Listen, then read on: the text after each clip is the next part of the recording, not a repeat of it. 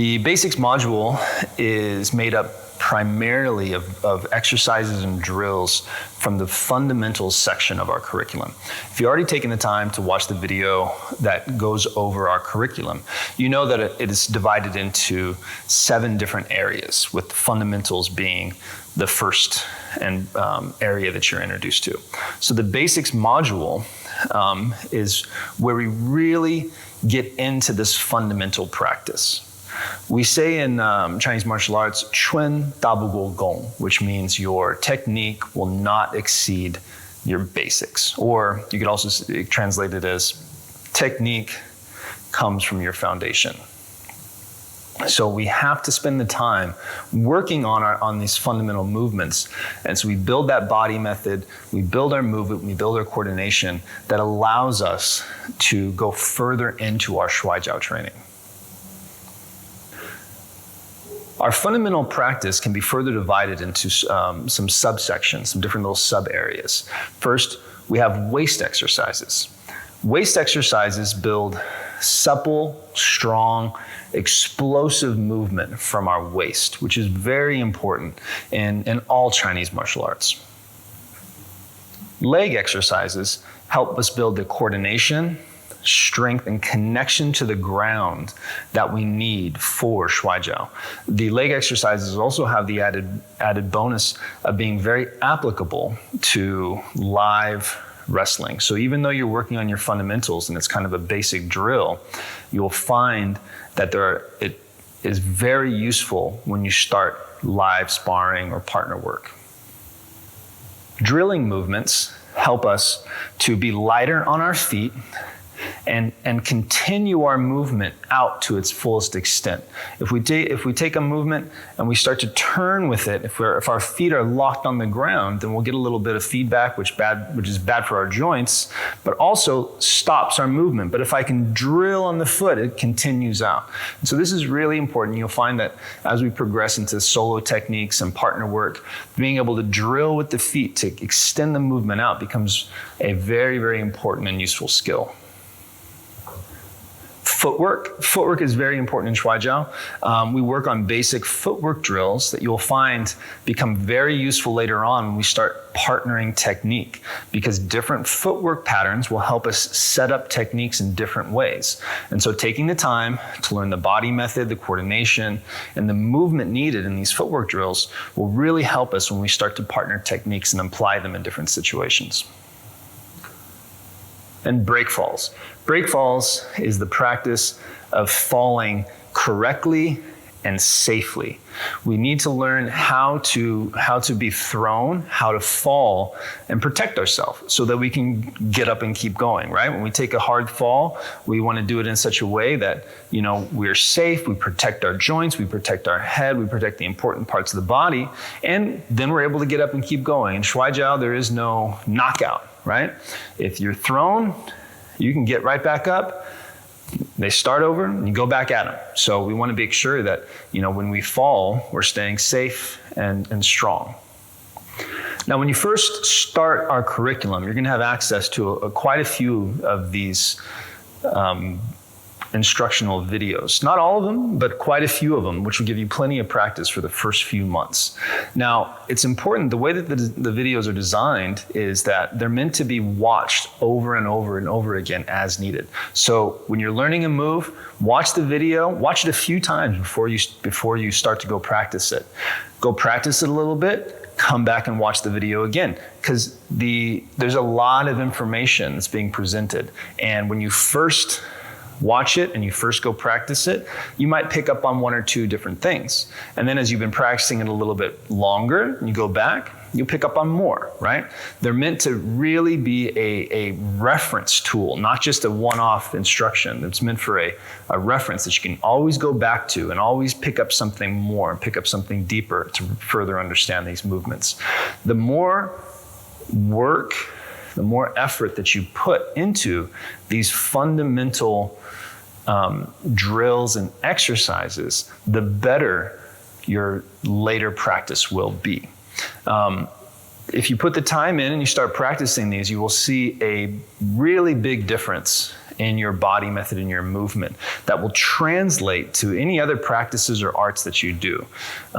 We worked with teachers and students of all different disciplines, and almost to a person, they've all come back and said, oh, after practicing your guys' fundamentals for a couple months, I feel that it's made everything I do better. So if you put the work in, you will get the benefit. The waist exercises are the first exercises that you're introduced to in our curriculum. This is intentional because these movements are very important for your Shuai Jiao practice, and in the beginning of your training will make the most impact on your body method and connection to your movement. In Shuai Jiao we say, Yao Se Pan She, which means waist like a coiled snake. This means that we want to be able to move in any direction with strength, explosiveness, in a smooth and relaxed way. This is very important because a lot of our techniques later on require a lot of connection and movement in our waist. As you're practicing these movements in the fundamentals, I highly suggest that you incorporate our waist exercises into your daily practice. Even if you're not practicing Shuai Jiao that day, if you take these exercises and put them into your kind of daily routine before you train your other arts, or before you lift weights, or before you go running, or even after you wake up while you're waiting for coffee to make, you will find a really profound difference in your body method and movement. In Chinese, waist is yao. And the meaning of it and the area that it refers to and kind of how the place it has in kind of our anatomy is slightly different than in English. In English, when we say waist, we tend to just think of this little strip around our middle, right? Kind of where your belt goes. But in Chinese, yao refers to this whole section right here, more like what we would call our core or our lower trunk. It includes the muscles in our abdomen, our obliques, our lower back, our hips, even sometimes, really kind of our upper glutes.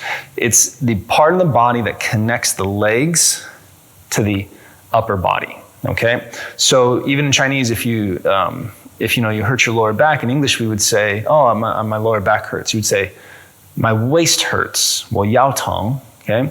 So this area here is really important to our movement, and it's what takes the power generated from the legs and now amplifies it and directs it and takes it from a linear power up from the ground and turns it into a round power, right? Or overturning power. So it's really important for Shuai Jiao. Later on in our basics module, there'll be a few videos that shows the applications or usage of these movements. Now, this is done just to highlight where you find these movements in our practice. We don't ever really take these specific movements and partner them in that way, because this practice is really, it's our Jibun Gong. It's building attributes. It's building our quality of movements. It's building our body method. Later on, we'll have other exercises and other drills and other movements where you will find parts of our waist exercises in them. And those are the movements that we'll take and partner and work on as a technique. So even though later on in some videos you might see where you find this movement, don't rush out and try to use these movements in that manner. Where you will get the most benefit out of this is just from your daily consistent practice, building the body method that you need for Shuai Jiao. When practicing the waist exercises, make sure to really connect with your movement and pay attention to what the body's doing.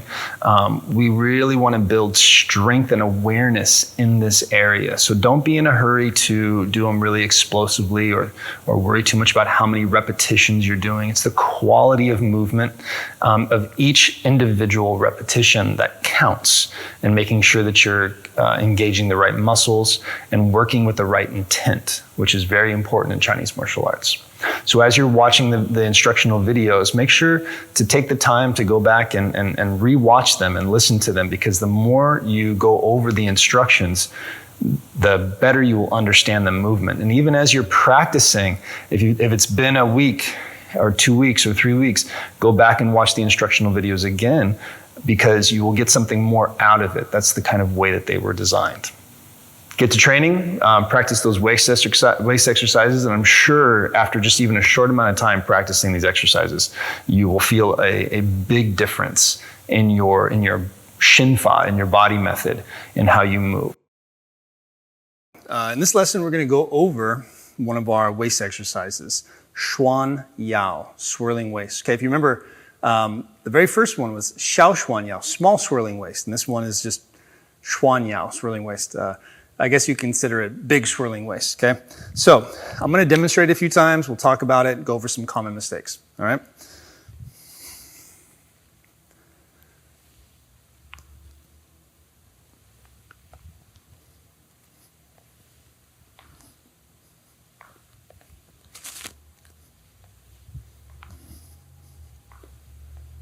All right, and from the profile.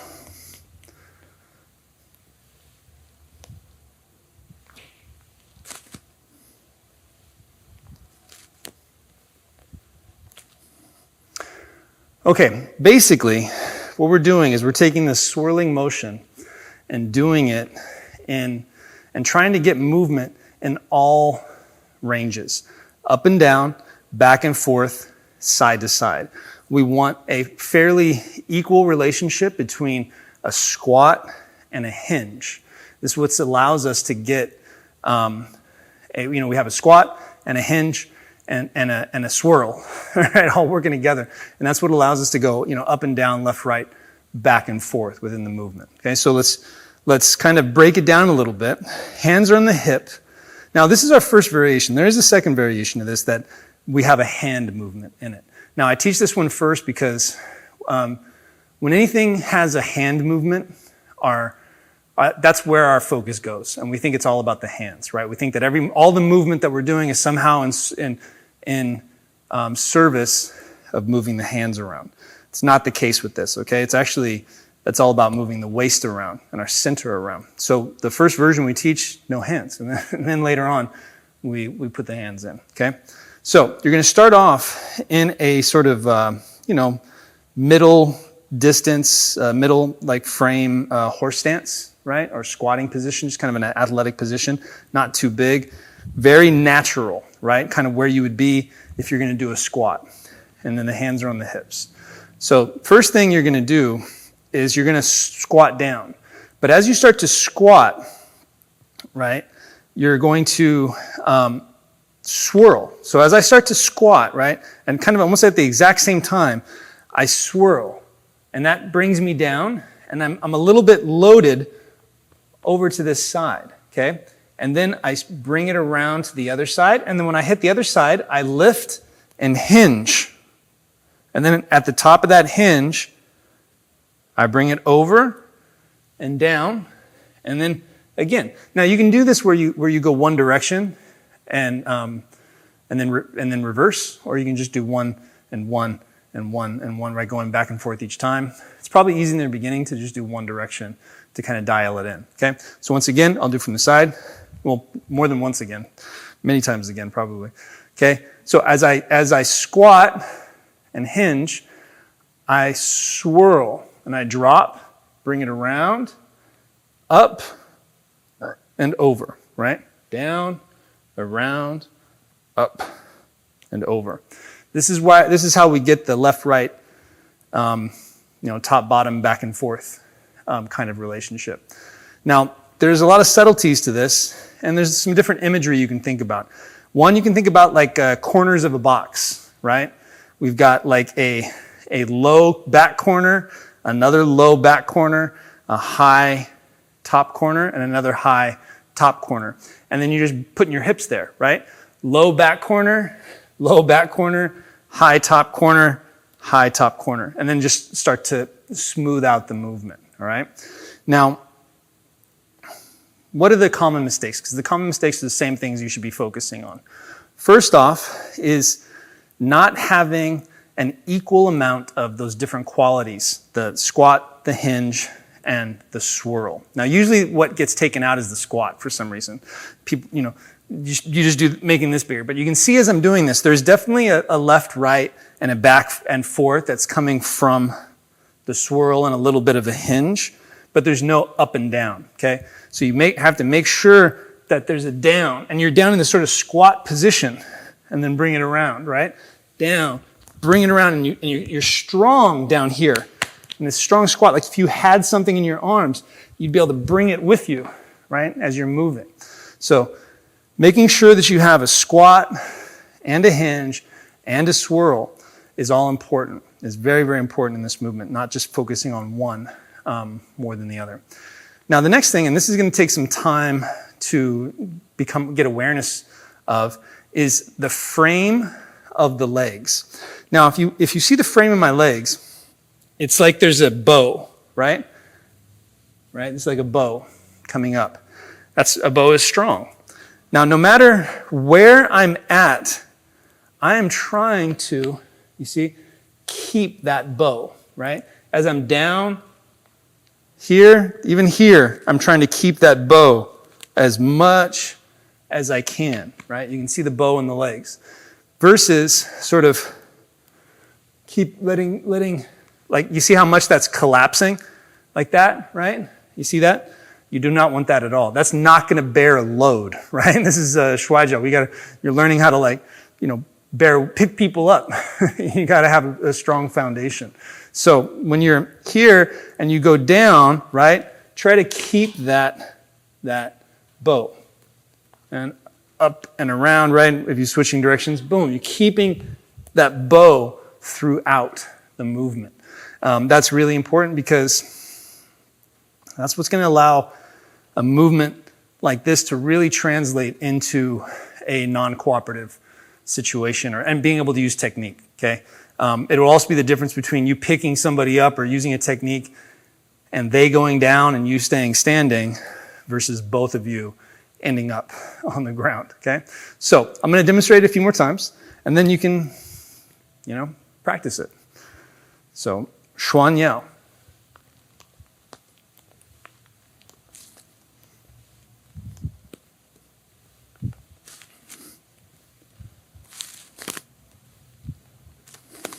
And then from the side.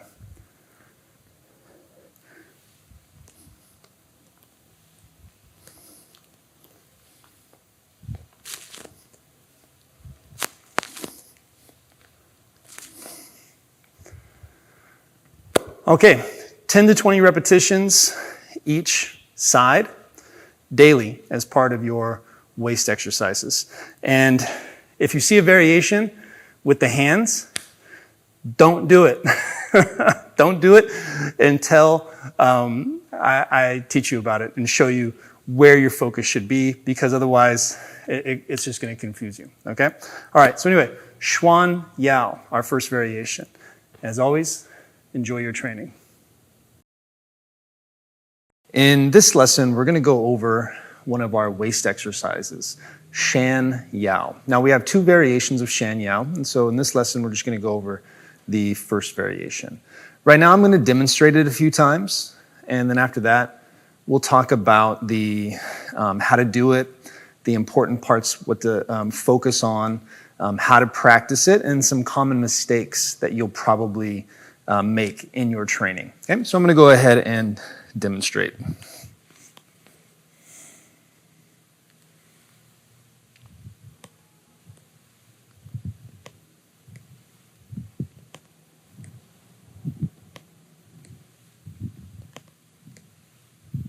All right, I'm going to switch perspectives.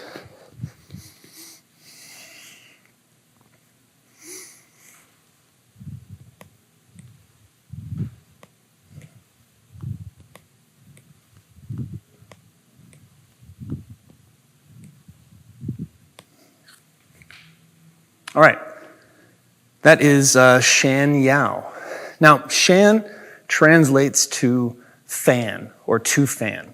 Now, you want to think like a Japanese or Chinese fan, right? That's sort of the movement that you're looking for. This sort of hinging at the waist and fanning of the upper body, okay? Now, this is an important movement because it helps creates range of motion, strength, engagement, stability, and helps dial in that movement that you need to kind of close the body for a lot of our larger throws. And so this movement helps us sort of build that component part, that body method, those attributes that we need that are going to make our movements stronger down the line. It also just feels really good for the waist and the hips. It's just a really good movement. Okay, so let's talk about it. You're going to begin with the feet pretty wide apart. Okay, so wider than you would go into for a horse stance or something like that. You want them pretty wide apart so that you can really focus this movement in the waist. Now, the weight is going to be in the balls of the feet. Don't let the weight sink into the heels. Keep it in the balls of the feet, but don't lift up either onto the balls of the feet, okay? Thighs are engaged. You might have a tiny micro bend at the knee, but it's okay if you don't. It's okay if the leg is locked out, but if it's locked out, you have to keep the thighs engaged, right? One of the reasons why we don't like to lock out the knees very often is because it's easy to lock the knees out and relax the thigh, and then you have no muscle engagement supporting the structure. So really the important thing is to keep the thighs engaged during this, okay? Now, the hands can be placed at the hips, right? That's kind of the easiest way to do it. You can put them together at the chest. It's a little bit more difficult, or you can just gently place them behind the head, and that's going to even be more difficult in this movement, okay? So to do this movement, what you want to do is you want to start from sort of neutral, straight up. You're going to hinge the hips back while keeping the weight in the balls of the feet. Keep the spine straight and lower down to about parallel until the spine, the upper body is parallel to the ground. And then you're going to just hinge back up, okay? Just not overly complicated. It's the subtleties that are going to be important, right? So you hinge and then up, right? Fan down, fan up, okay? Now, when you're doing this, it's really important to keep the spine straight because if you curve the spine or are not engaged up the torso, then instead of getting this movement to come into the hips, right, into the waist, it's going to be here in the middle of the back. You're just going to, do something like this where you're hunching, right? And you don't get that movement from the hips and the waist, which is where you want it to be. So you have to keep the spine lengthened, the chest slightly lifted up, okay? This is just, what this does is just this really focus as I'm keeping the spine elongated so we can get that movement coming into our waist, all right? So another cue you can use to help you with this is gaze out in front of you at about 15 feet. Keep your gaze on that point as you go down, and that's going to help keep me lengthening through the spine, right? You can see that as I do this, my gaze is locked in on that point, okay? Wherever my hands are, like I said, hips is a little bit easier, right? If I move it up, it's going to be a little bit more challenging, okay? Now, it's not an overly complicated movement, but focusing in on all those little pieces can be challenging, all right? Now, what are some things to focus on along with some common mistakes that people make? Now, as you're hinging, pay attention to where the weight goes down into the feet, okay? If you hinge back and do this fanning movement and you feel the weight go into the heels and you feel the toes lift up, you're hinging back too much. You need to keep forward a little bit more as you hinge, okay? If you feel the toes dig in, well, then you're going forward too much and you're not pulling your hips back enough, right? You'll probably see it a little bit easier from the side, right? If I hinge like that, you see how my toes want to start? That's too much, okay? That's not what we want. Or if I hinge out and I start to do that. You have to find where it's still going down through the balls of the feet, okay? And I hinge and I keep the weight centered at the balls of the feet, and then I press down and come up. Press down and come up. Obviously, another really big mistake is to allow the back to round, to go down like this and round the back, and then you're going to lose movement in the waist and the hips, okay? So keep straight, down, and up. okay? Now, the other thing that people often do, it's not really a mistake, it's unnecessary, is that when they rise back up, they do some sort of back bend. Don't do that. It's not necessary. Just come down, neutral, okay? Just to a neutral position, and then, back down, like so, okay? Now, how to practice this daily. This is, like with all of our waist exercises, practice them daily if you can. Not just before you're going to do Shuai Jiao, right? Even if you're not doing a Shuai Jiao workout that day, put your waist exercises into your normal sort of, martial fitness routine, okay? You'll get a lot of benefit out of them. Each time you do this one, 10 to 20 repetitions, 10 to 20 repetitions, okay? Stay focused on the engagement. Don't rush it too much.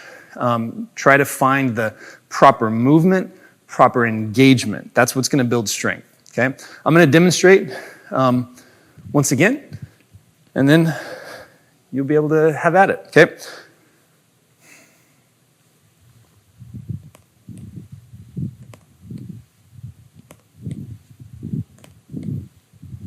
And then from the side.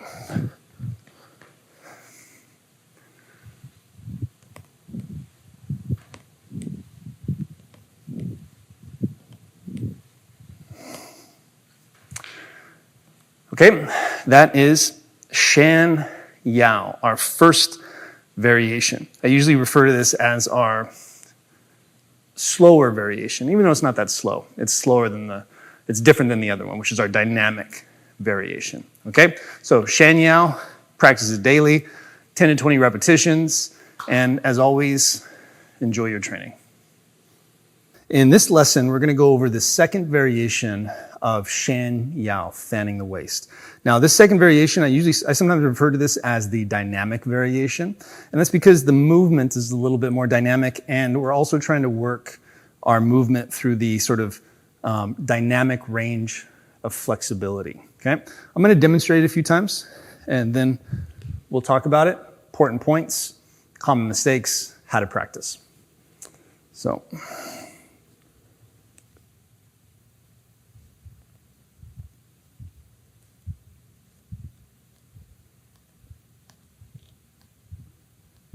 And from the side.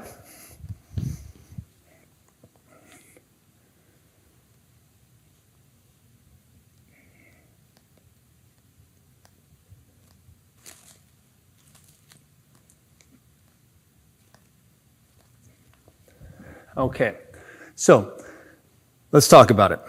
First, you can notice that my starting position is the same as the other fanning movement and lengthening. Legs are wide, engaged thighs, pressuring through the balls of the feet. This one, it's especially important to be mindful of keeping the weight going down through the balls of the feet, not into the toes, not into the heels, okay? You really want to keep it focused down through that point. Now, what you're going to do is you're going to gently grab, not, squeeze, gently grab the elbows on the opposite arm, right? You're going to take that and just kind of lift it above the head. This is going to help us keep our spine straight and our chest lifted as we do this, okay?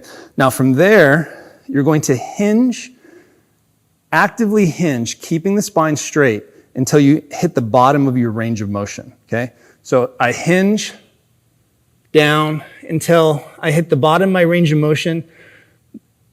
There, okay? Now, bottom of your range of motion for this is the bottom of your range of motion while keeping the spine lifted and not curving at the middle of the back, right? So what I mean by that is you can watch, and I'm not gonna try to, I'm just gonna kind of do an average sort of level of flexibility for that, because that's where probably most people are gonna be at. So here, as I hinge, right? Let's say there, that's as far as I can go keeping my spine straight. Anything after that, I sort of have to round the back, okay? You see that?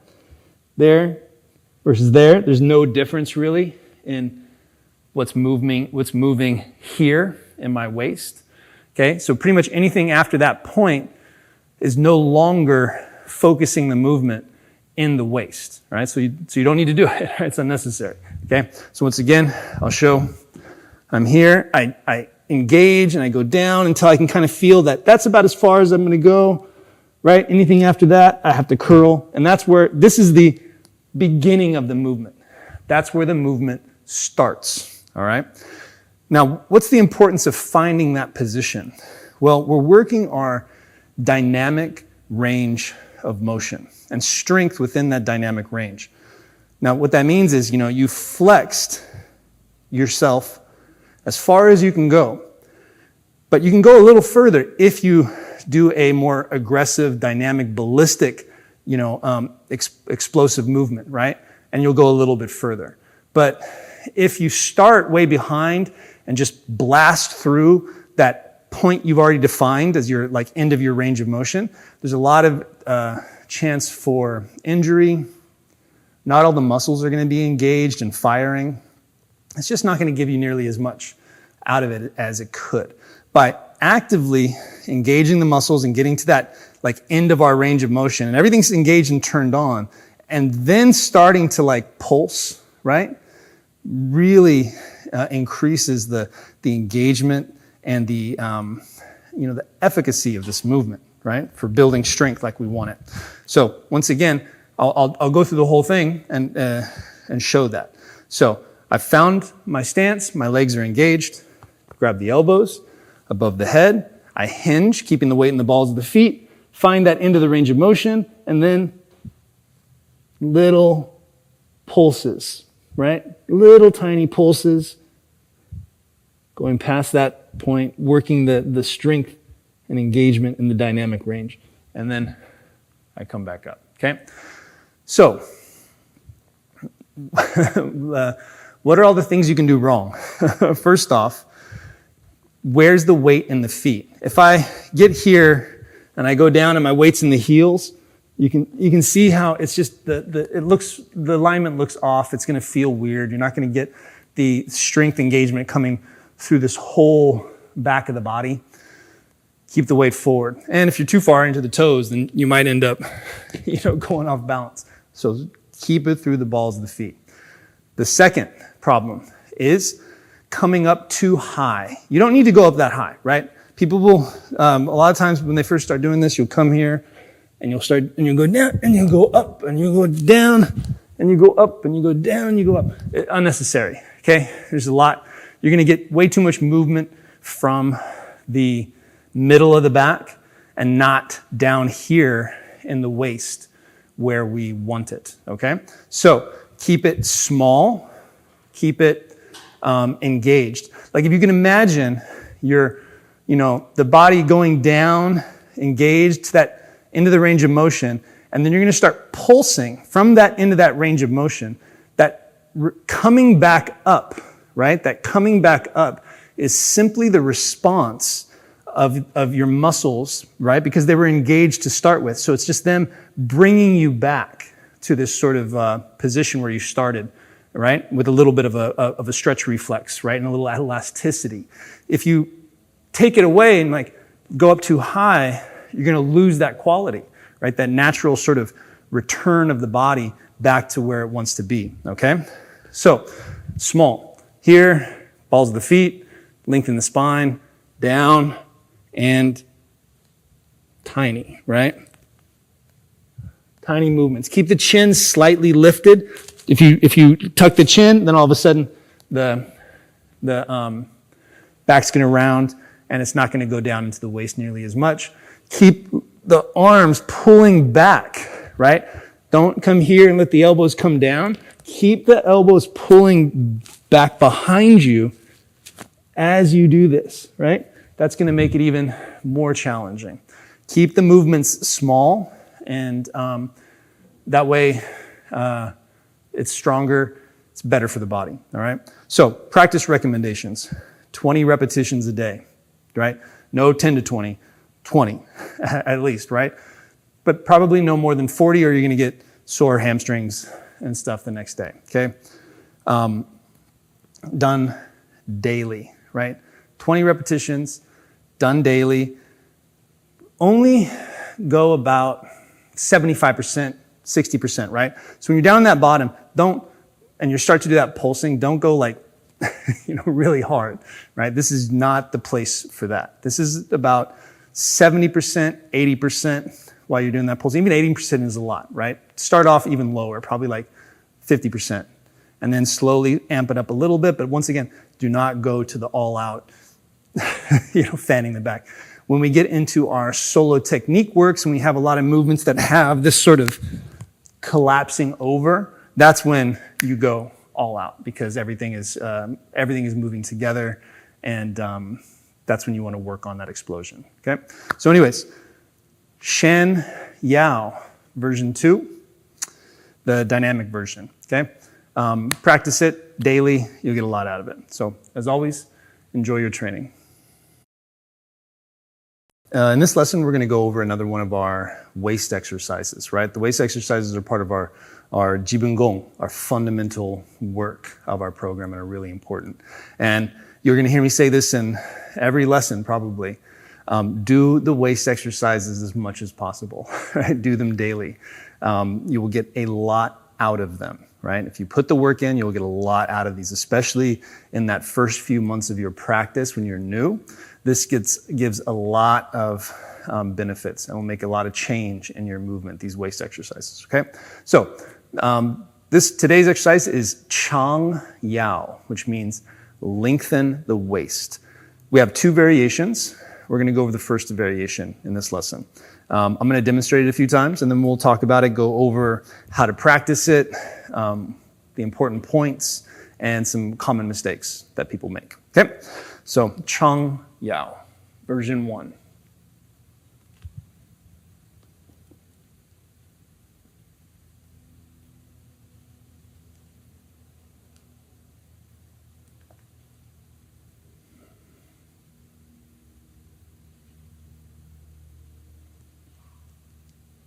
And from the profile,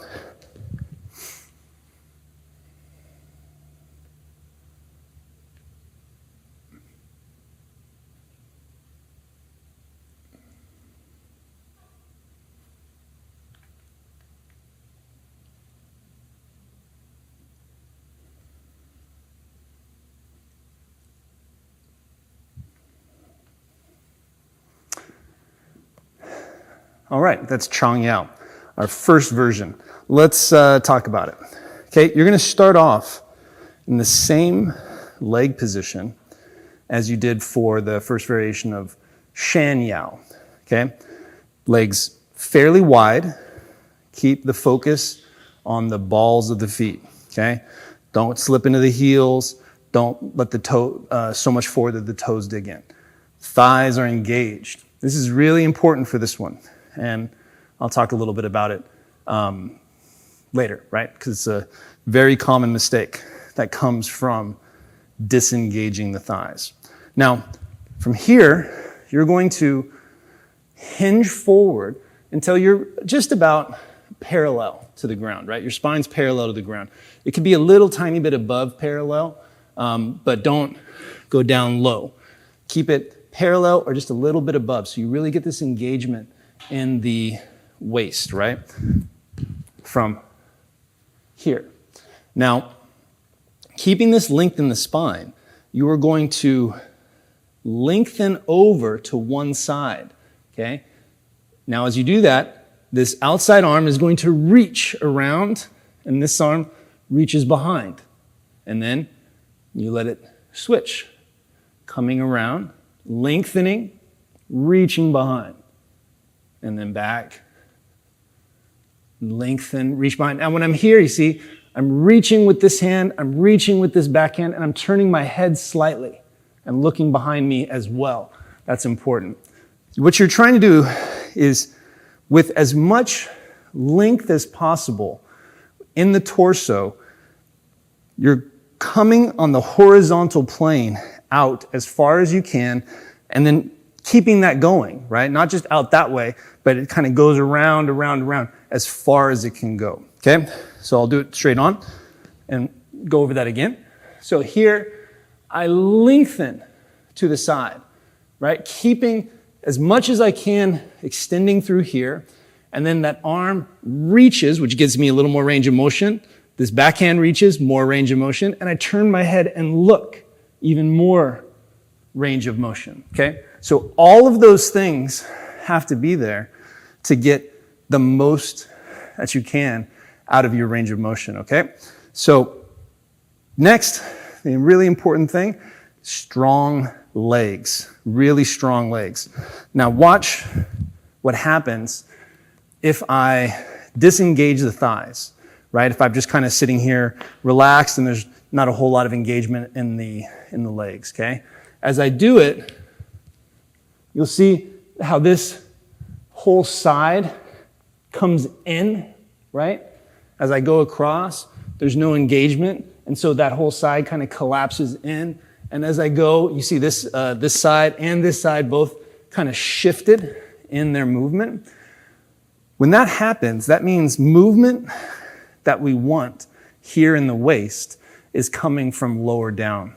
And we don't want that. This is an exercise to isolate movement in the waist because this is usually where we're weak, okay, where our movement is weak.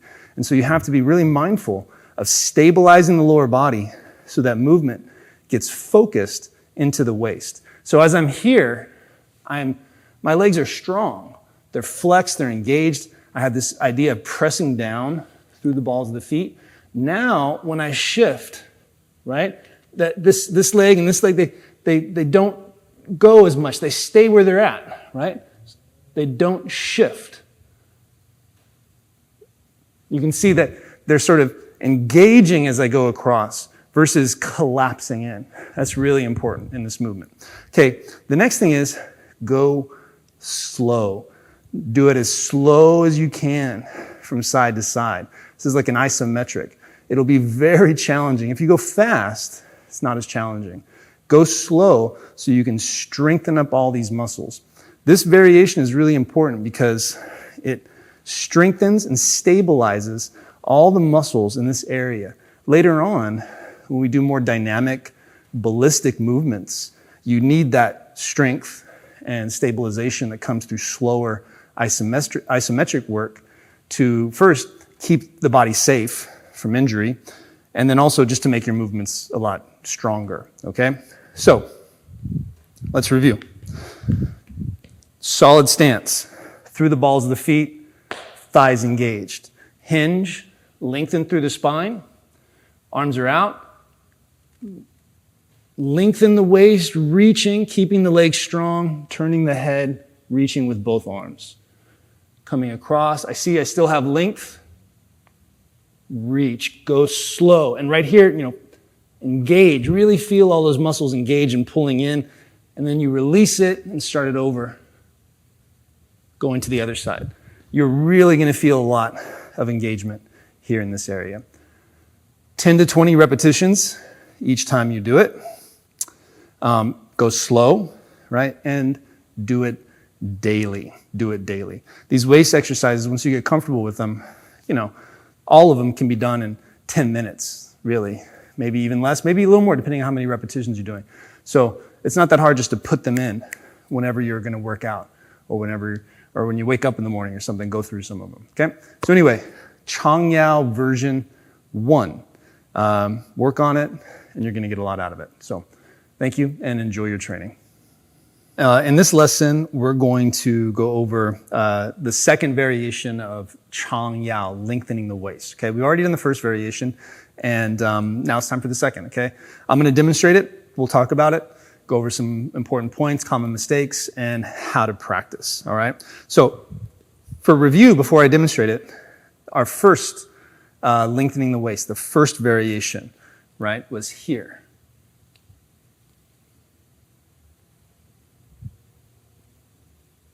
Okay, just for reference, all right? So now, Changyao, the second variation, which sometimes are referred to as the dynamic variation.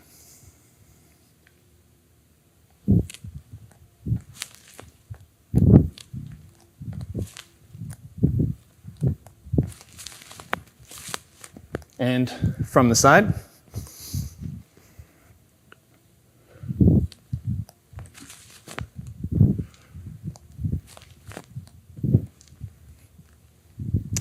All right, that is Chang Yao, the second variation. So, how do we do it? Well, let's think about it using the first variation we did. In the first variation we did, we get our legs set, right? You should be pretty comfortable with this position by now, knowing, right, down through the balls of the feet, engage the thighs, right? Keep it centered in that point. Don't go in the heels, don't go into the toes. Now, when we do our first variation, we're sort of staying in this plane, right? The whole time, parallel to the ground. In the second variation, those ending points are the exact same, but how we get there is different. So rather than, slowly going across this plane to get to that point, instead, you're going to release, relax, let the body swing down, and then out to the other side, right? So to kind of talk through it a little bit, right? As I'm here, I relax and release and let the body drop. And then I lengthen out to the other side. And I relax and I drop and lengthen out. Drop, lengthen out. So there's a sort of a contrast between, engaged, release, engaged, release. And you want to find that in the movement, okay? Now, it's important that as you release, try to keep the length in the spine, right? So as I release, think out, almost like fanning, right? When we go down in fanning, you want that to be that lengthening through the spine.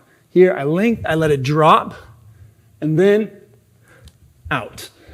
At the end, it's all the same thing. Reaching with this arm, reaching back with the other, turning the head, and looking behind you, which we call bien lien.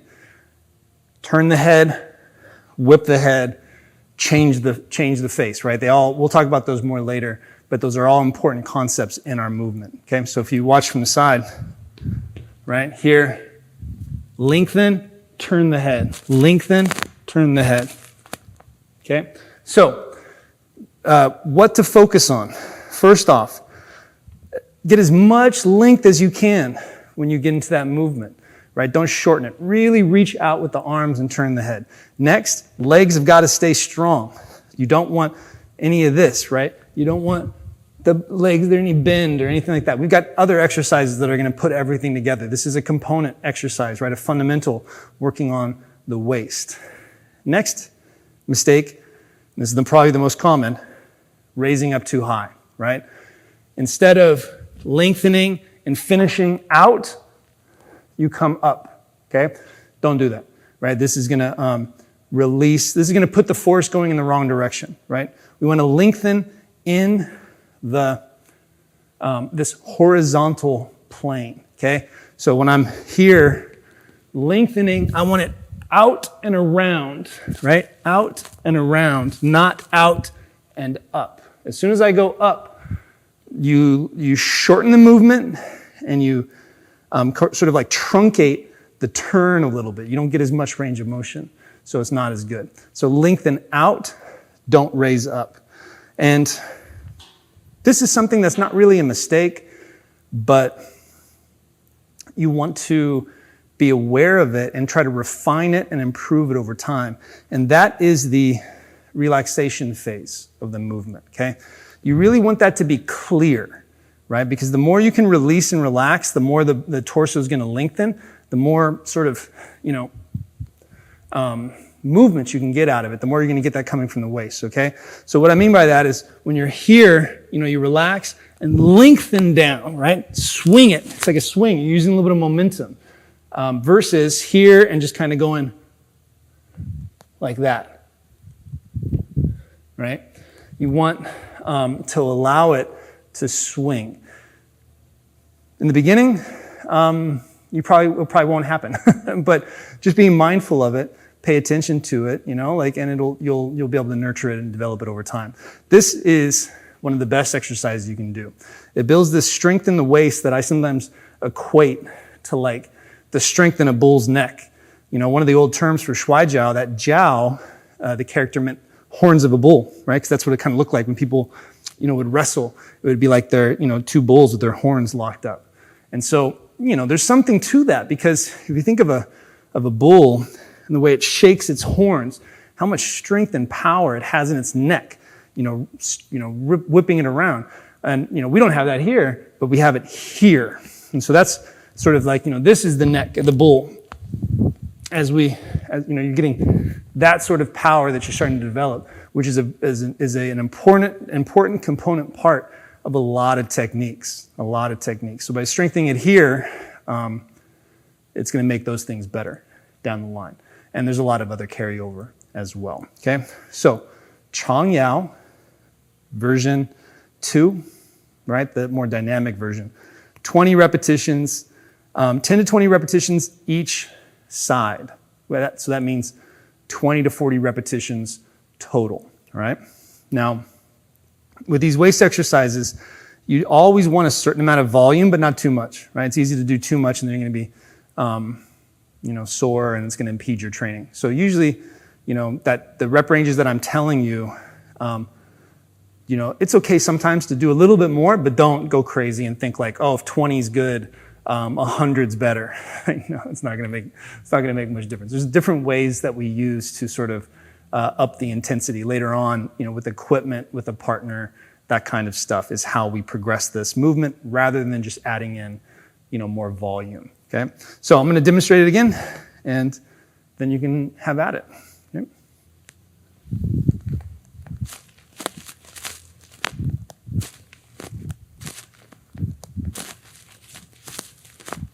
All right, there's Chang Yao. Now, I know I said I was going to let you have at it, but one thing I just want to remind you, strong legs. Keep the legs strong. They should not be moving very much at all, right? If they're engaged, they're going to be stuck in the ground. And that's what we want, so that all that movement comes in the waist. If the legs are moving, then you're not getting as much as you can from the waist, okay? So don't forget. All right, as always, thank you, and enjoy your training. In today's lesson, we're going to go over the movement Yao Bar. Yao Bar.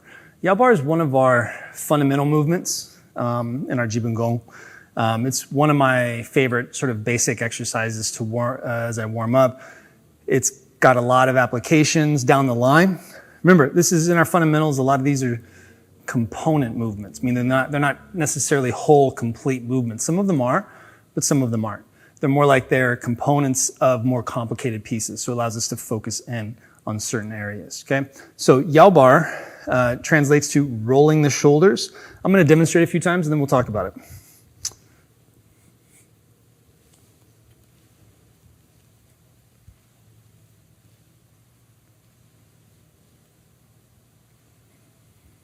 And then from the side.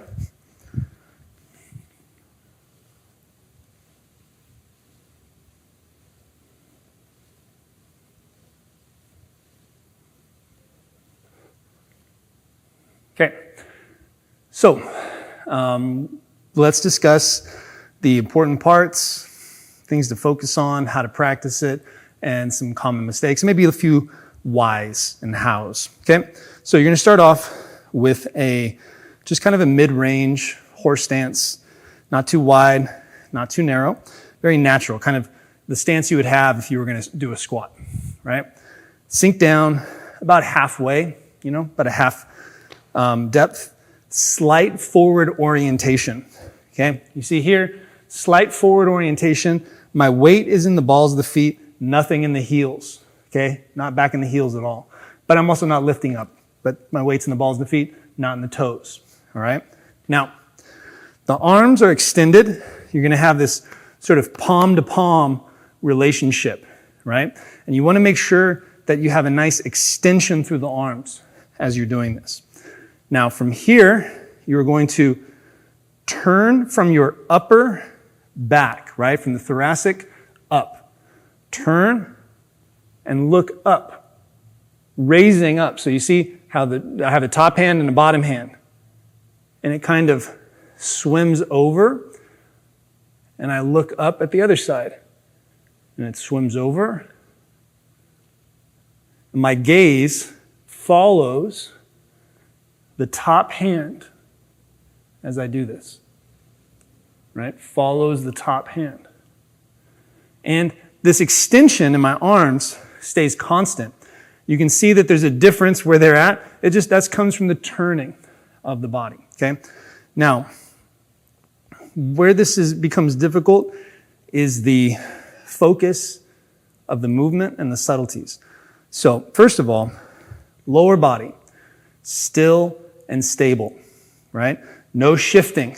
As I do this, watch the lower body, okay? So as I'm turning, right, you're not seeing any shifting. Now watch what happens if I shift. If I either don't think about it and I take that engagement away, or I'm purposely trying to get the movement from down in the legs, okay?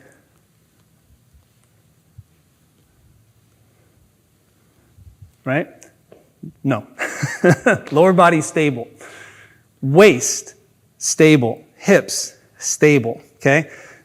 What you want to feel is sort of like almost like engagement wrapping around the waist as you're moving, okay? Engagement wrapping around the waist, but not movement of the waist or the joints. You want to feel strength and engagement coming up the ground, but not moving through the joints of the body, okay? So still stable, still and stable. Movement is from here and up, okay? So watch again. You can keep an eye on these spots.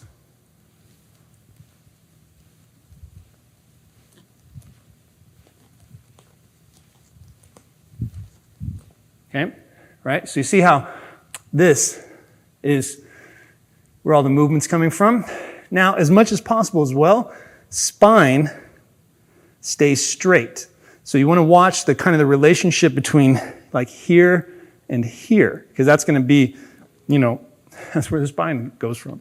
Okay, so here we go.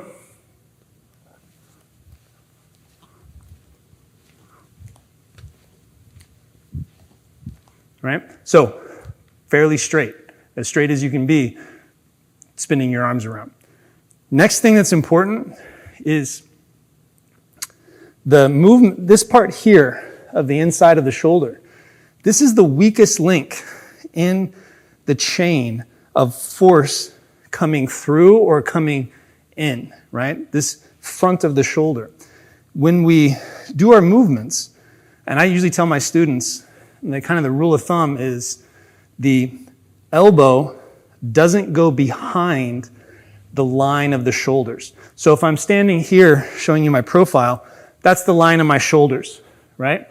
If the elbow is in front of that line, then I can engage and use my back for the movement.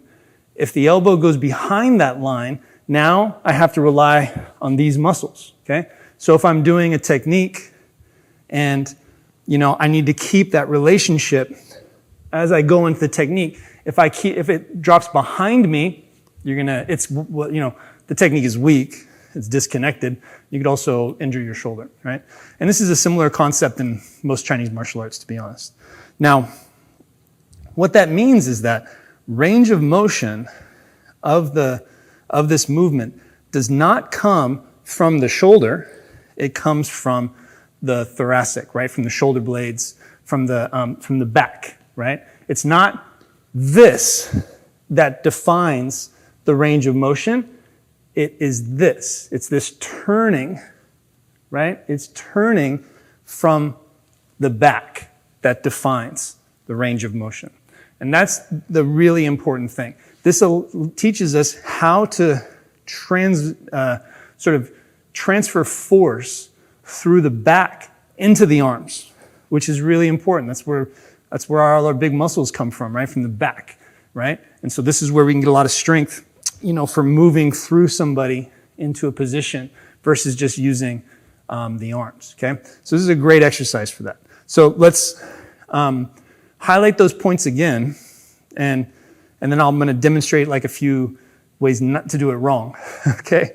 So first, lower body, strong and stable, mid-size stance, mid-depth. Weights in the balls of the feet. Spine is straight, a little bit of a forward orientation, okay? A little bit of a forward orientation as if I was on my way down squatting. Basically, you want shoulders to stay over knees, okay? Now, from there, spine stays straight, arms stay extended. Lower body still, waist is still with engagement wrapping around, movement from the thoracic. You swing it up, gaze follows the top hand. Range of motion comes from the back, not the shoulder, keeping the correct alignment here at the shoulder. In some martial arts, you talk about the 3 bows or the 5 curves of the body, right? And that includes this, right? A curve here or a bow going all the way across. And so you want to maintain that, right? Don't let the shoulder go behind. Get your range of motion coming from the back, right? The upper body, upper torso, okay? So, Yao bar. And I'm going to demonstrate a few times again. Don't go too fast. Now, mistakes. Common mistakes, what do they look like? Once again, freeing up the movement too much, right? Getting all this swaying and all this movement down here. All you're doing is you're not doing anything. Really, you're not isolating that movement in the back and teaching the body how to move correctly. Next thing is keeping everything still and not moving from the upper back, still moving from the shoulders, right? Something like this, right? This is all shoulders. It's a nice, flexibility, get some range of motion in the shoulder, but it's not building the same engagement and skills that we want to, right? So find that sort of extension, that curve, the position of the hands, and then from there, roll the shoulders, getting that range of motion. This range of motion helps, and this strength helps for hip throws, reaping throws, off balancing, all kinds of stuff. This helps and has a transfer over to it. This movement, Yao bar, is a component of lots of things, right? And you'll find it repeated in other areas down the line, okay? So this one is one of those exercises that you can do it as much as you want, to be honest. I usually do it in between more demanding exercises. So when I'm doing my leg exercises, Chou Ti Pang Gui Guo, right, which are more fatiguing, then I might do a set of this in between each one of those as sort of an active recovery or a way to sort of dial in my movement a little bit and keep me moving in a more intense practice. Or you could also put it in the very beginning when you're doing your waist exercises. Both of those are okay, Stick with sets of 20. You don't need to do more than 20 at a time. But like I said, you can do them quite often, right? You don't have to just do one set. You can kind of put them in there as an active recovery as you're practicing and training, all right? So, Yao bar, rolling the shoulders, one of my favorite exercises. So have fun with it, and as always, enjoy your training. In this lesson, we're going to go over a new waist exercise. This waist exercise is called Ba Yao Bie. Sometimes I refer to it as opening the waist. It's a really good exercise you can put into your daily training routine with the other waist exercises that you've learned and are learning. So I'm going to demonstrate it a few times, and then we'll talk about it. Legs wide, hands on the hips.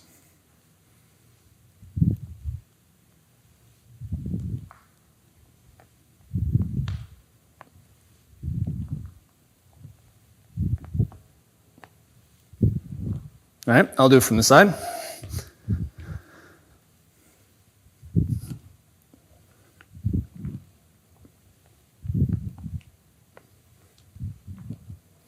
All right, Bai Yao Bie, or opening the waist.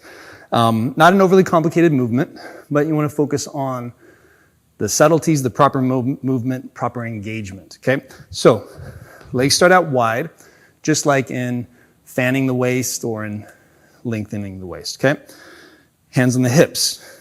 This is the standard position for this movement. There's no real, benefit necessarily to putting it in different places. You can if you want, but I usually just keep it here in the hips. Now, as always, thighs engaged, weight through the balls of the feet. You're going to hinge, just like fanning, to halfway. Now from here, as you hinge and fan back up, you lean to one side as you push the hips through and look up over the opposite side. You're going to feel this length here, right? And then back down to parallel, kind of this beginning neutral spot. Push the hips through, lean to the other side, and look up. So if I'm leaning to the left, I'm looking up over the right shoulder, right? As I go back down, lean to the right, I look up over the left shoulder. You're trying to get this kind of turned, lengthening this way and on this horizontal plane, okay? So once again, I'll show you from here. As I lean, I look up, right? Down, and look up, all right? This feels really good in the body, to be honest. It's a really nice one to put in there with your other waist exercises. What are some things to focus on and some common mistakes? You want this finished position here, everything to be in one line, okay? If I'm on this side, right? Everything is in one line. I'm not twisted here, right? I've not turned over there. I'm not leaning forward or arching back. Everything is in one line. And now the lengthening is coming from that opposite foot all the way through, right?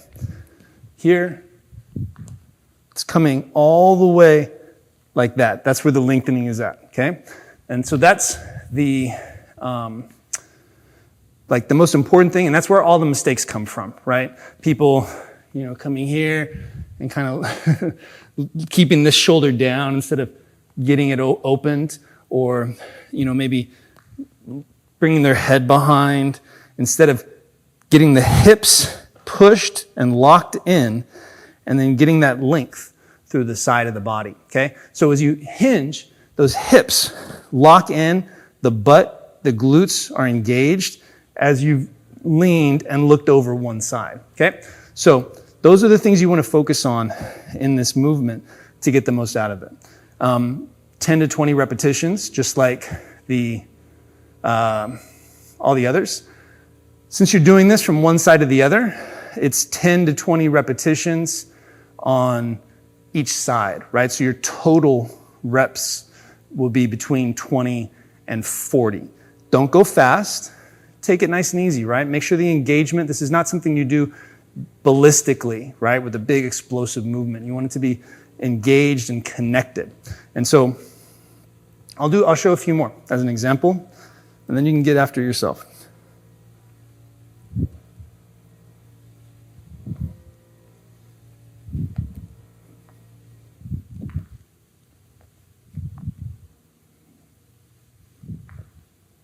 All right, that is Bei Yao BA, which that doesn't translate great into English, so I usually just refer to it as opening the waist, because we already have a lengthening the waist, so we can't have two. So, all right, as always, enjoy your training. Okay, every one of our fundamental practices has a purpose, right? There's nothing in Shuai Jiao that we do that is wasted. Okay, so in our basic waist, we have our small, swirling waist and big, or just normal, swirling waist, right, in that practice. Now, the reason why we do that is because in Shuai Jiao, you have to have a soft, strong waist. I'll give a couple examples of what I'm talking about. If I come behind to do a throw, and I'm stuck behind my opponent, and he's fighting me, and he's not letting me get it. But I know that if I can get to the front of him, there'll be an opportunity. I'm here, I'm trying to send him over my leg, he's not allowing, but I know if I can get to the front of him, there's an opportunity. If my waist is tight, I'm going to be really slow. I'm going to have to step, okay? It's never going to work. But if I get in here and he's not fighting, and my waist is soft, I can roll through to get him right up in the air, all in one controlled movement, right? So you can see, I come in, it's not working, now I can roll through into the correct position, okay? This also helps us, this type of movement also helps from a purely aggressive standpoint, okay? If I'm here, and I've got this movement in my waist, instead of having to step and go into place to make a throw, I can pivot to get him right off the ground. And once he's here, the rest of the throw is easy. But that all comes from softness in the hips. All right, let's do it from this side. Okay, from here, I'm stiff, and my lip is not going to work. Right? I have to be able to move the hips. There he goes. Up. Over. Nice and easy. Shuai Jiao, fanning the back. Okay? Now, the reason why we work on that is because a lot of our over-the-shoulder, over-the-hip throws require our body to fold in half, fan in half. Right? So I need power from the waist going down.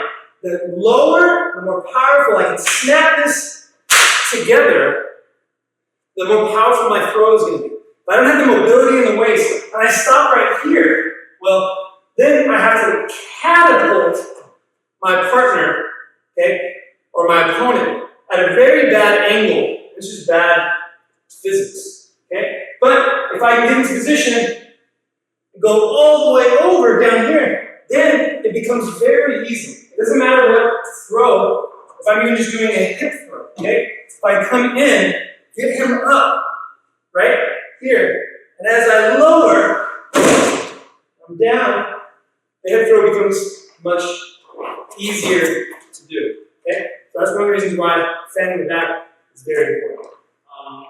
Chen Yao, lengthening the waist, okay? If you make, we'll do a couple, just Chen Yao. Lengthening the waist, right? Lengthening out the side. Okay, so this is important because it allows us to transfer the power from our legs through our waist, amplify in the waist, and direct it out through the back into the arms and around. Okay? If I go to do, let's say I'm going to do Y. Okay? I'll do it for a wrapping arm. This is just for an example. Okay? Come here. Okay? I come to do Y. I'm like this.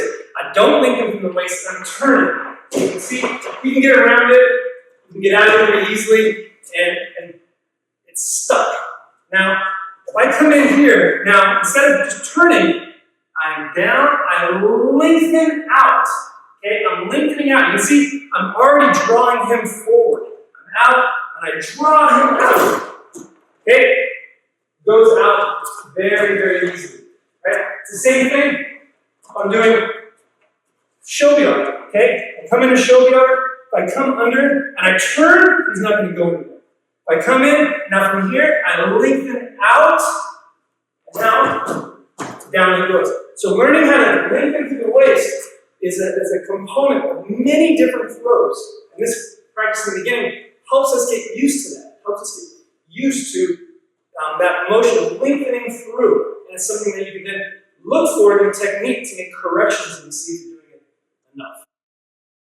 Now, the basic leg methods are meant to build your strength, your coordination, endurance, but they also build your, what we call your Jiao Di, which means your kind of wrestling base.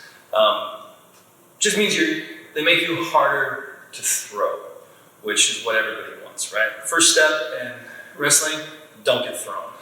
Then figure out how to throw the other guy, right?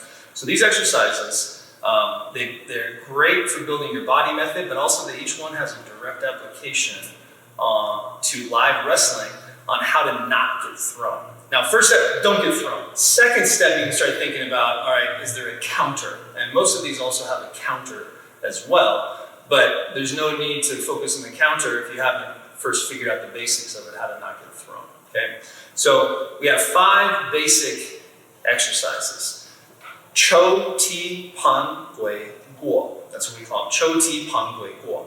Now, these all have a very specific way to practice them, and a lot of times there's different variations on how to practice these exercises. And that's okay to have some variety in your practice, but you want to make sure that you're sticking to the most standard, basic version of it for the majority of your practice, because that's where you're going to get the most benefit out of it.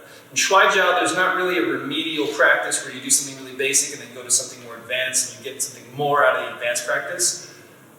All the good stuff is right there in the beginning.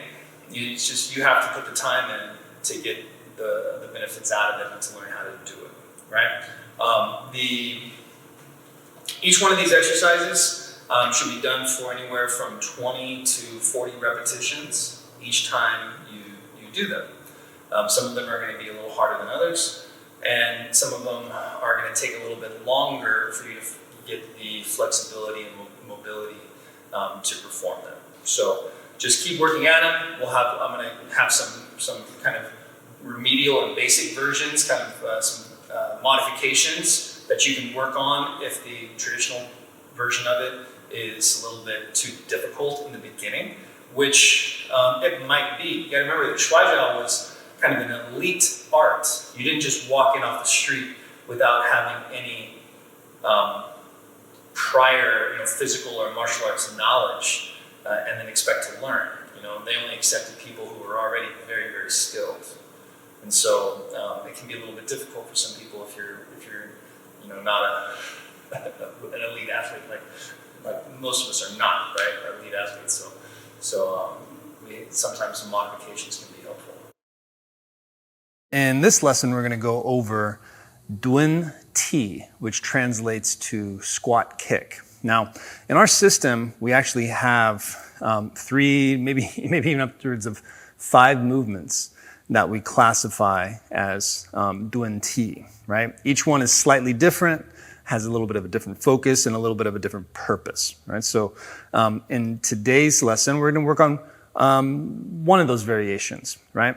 The first one that I usually teach my students, okay? So I'm going to demonstrate it a couple times, and then we'll talk about the important parts, common mistakes, and how to practice it.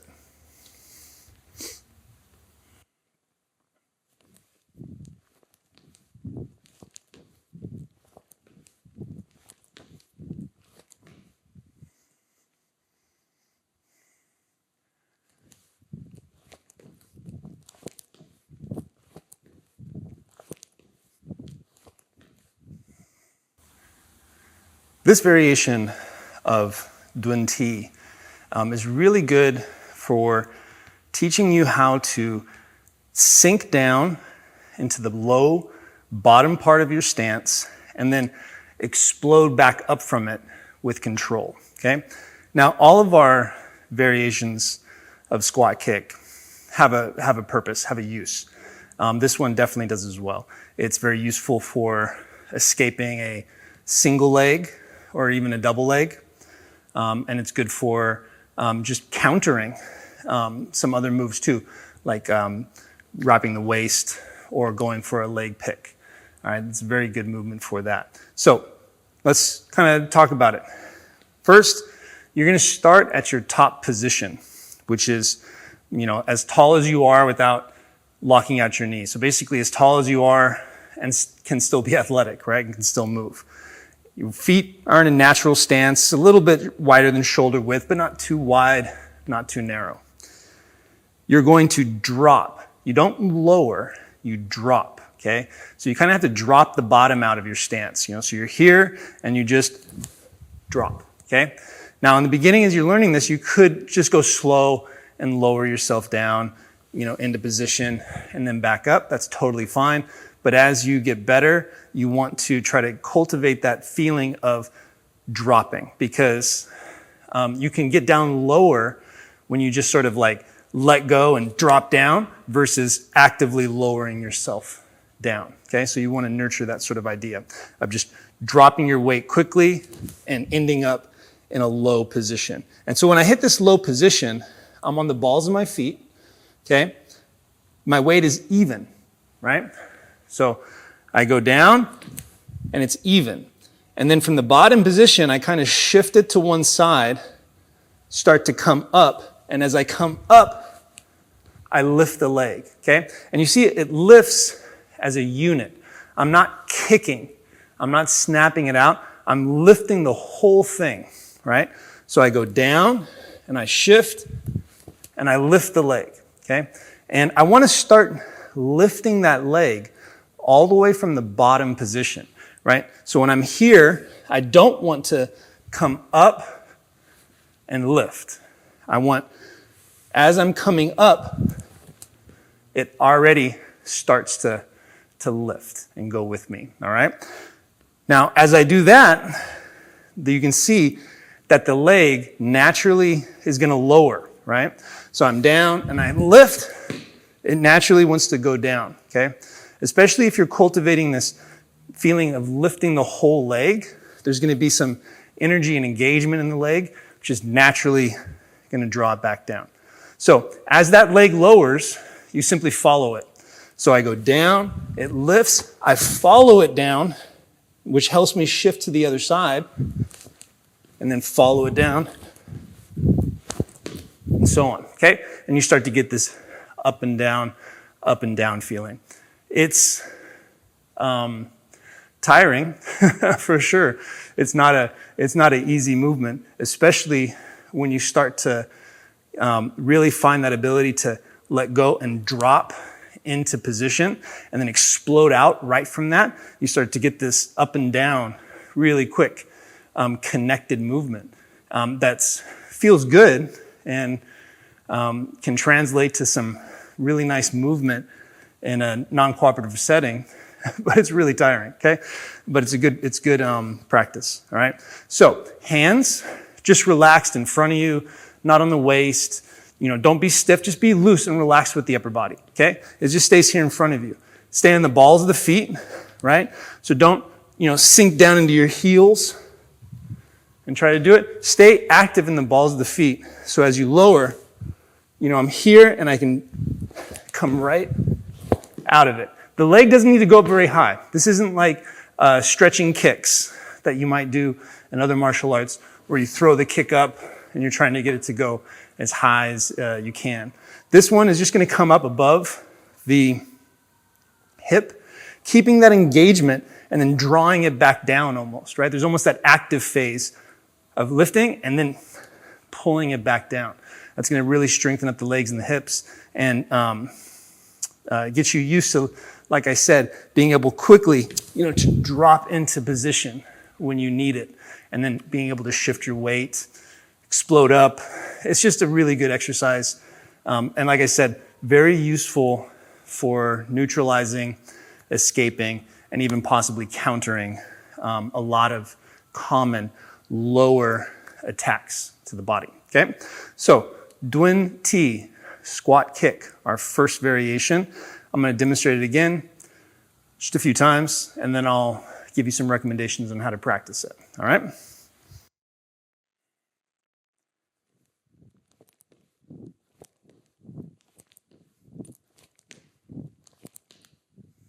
From the side.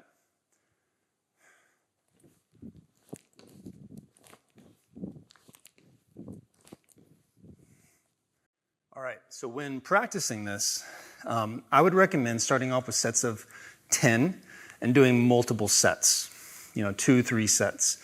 Don't worry about going fast and explosive. You can start off lowering yourself down and trying to find the basic pattern of the movement and then slowly working into doing it more explosive. Once you can do 10 in a row, quick and explosive, then try to go for 20, a set of 20. If you can do 20 in a row, then multiple sets of 20. You don't need to go much past 20 after that. You're going to lose some of the benefits. At that point, it's time to stay focusing in on that 20 repetitions and just try to get those better and better and better as you work the movement in other areas of your practice. Okay? So anyway, that is Duen Ti, squat kick, one of our variations. Okay? And have fun with it and enjoy your training. Dun T, which means squat kick. Now, there's a couple different versions of this, and really you should practice all of them because they all have a specific use and train things slightly differently, okay? The one that we're going to talk about is one of the least common ones, okay? And why we do it. Almost all of our leg techniques are about escaping, not getting thrown. We do this every day, whether you're a beginner, intermediate, or advanced. You have to do these so much that the movement is instinctual, it's reflexive. You don't think about it, it just happens, okay? So Dun Ti, go ahead and Trevor, do a couple Dun Ti, nice and easy, okay? You squat, shift the weight, hook the foot, lift, okay? And you transfer the other side, squat, hook, lift, right? We're going to speed up just a little bit. So you can see he's got really good connection in the leg. He's not lifting up. He's not kicking high. He's working on that weight shift from hip to hip, right? It's not really big. Good, nice, okay. So you see some people when they do this, they just squat down and kick, and squat down and kick, or spin this way and kick. Those are all different. Those are all slightly different, okay? This one, your weight's down, you're not going to stand up, you're going to shift quickly, get that connection in the leg, pivot the foot, hook it, and pop it up, right? It's a much more subtle move, it has to be very explosive.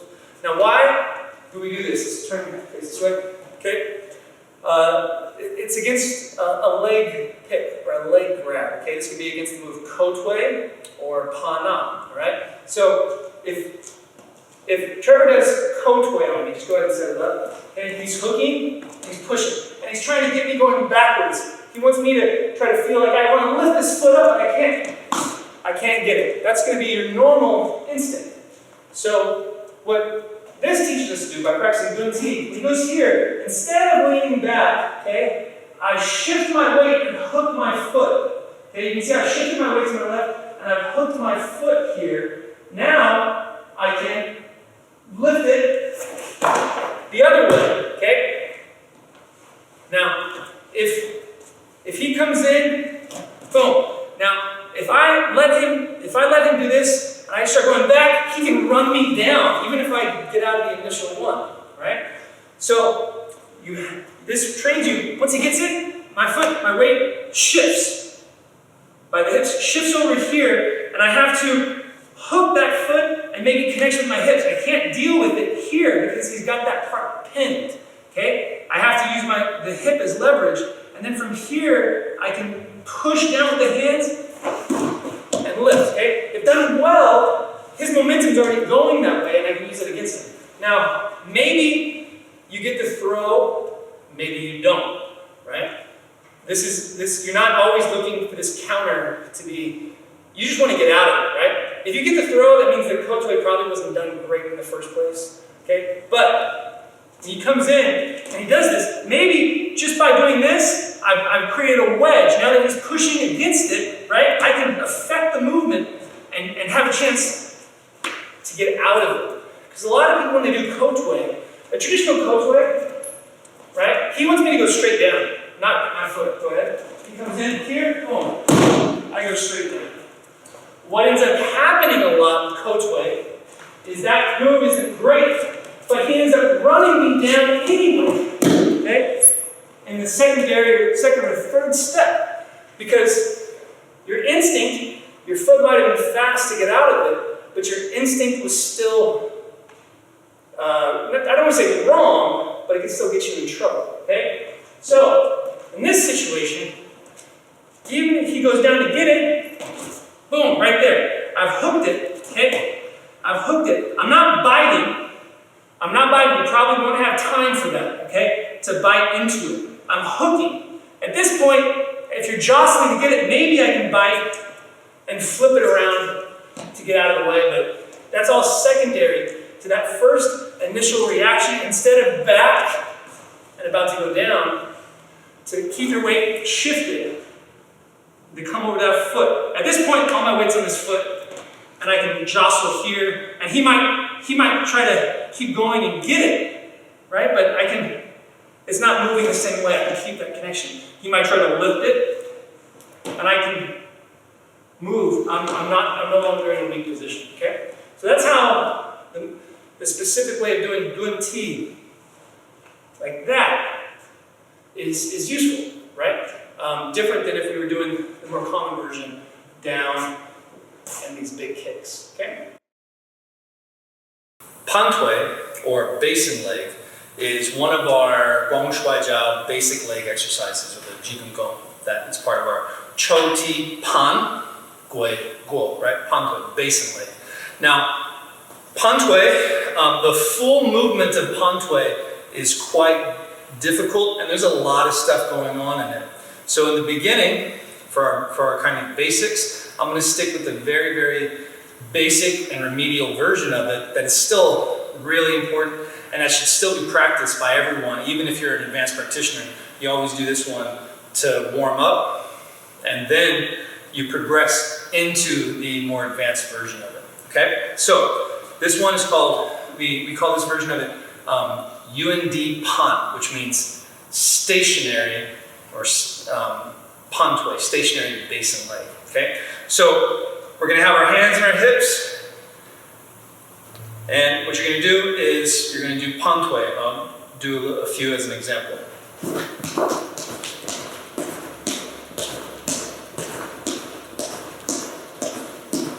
Okay, that's Pantui.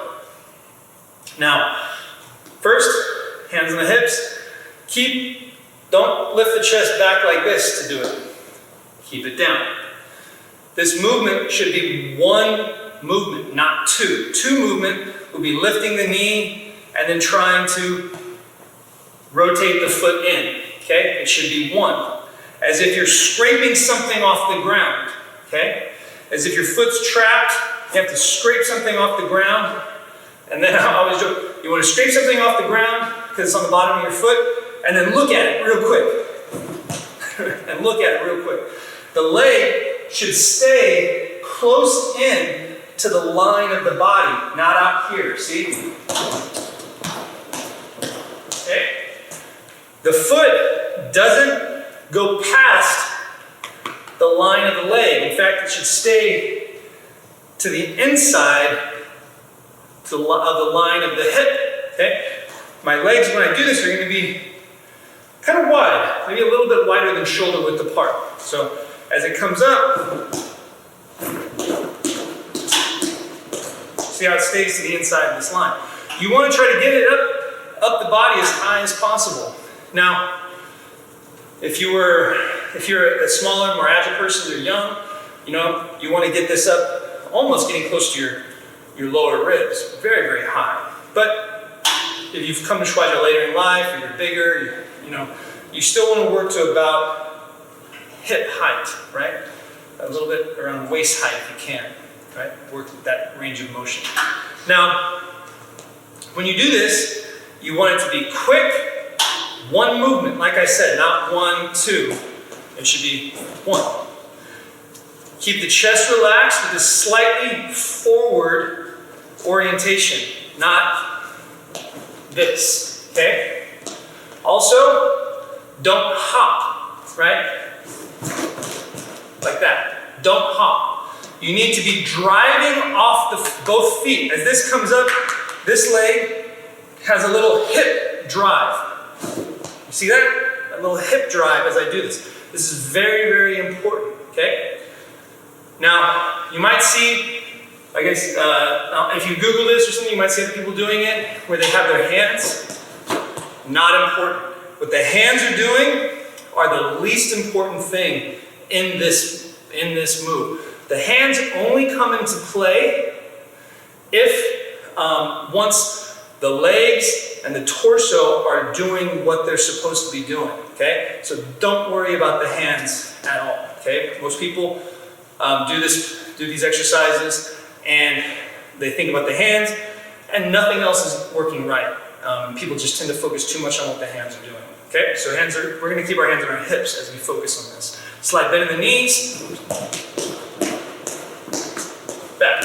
You see, as the foot comes up, like I said, there's a little hip turn and drive. I'll do it from the side.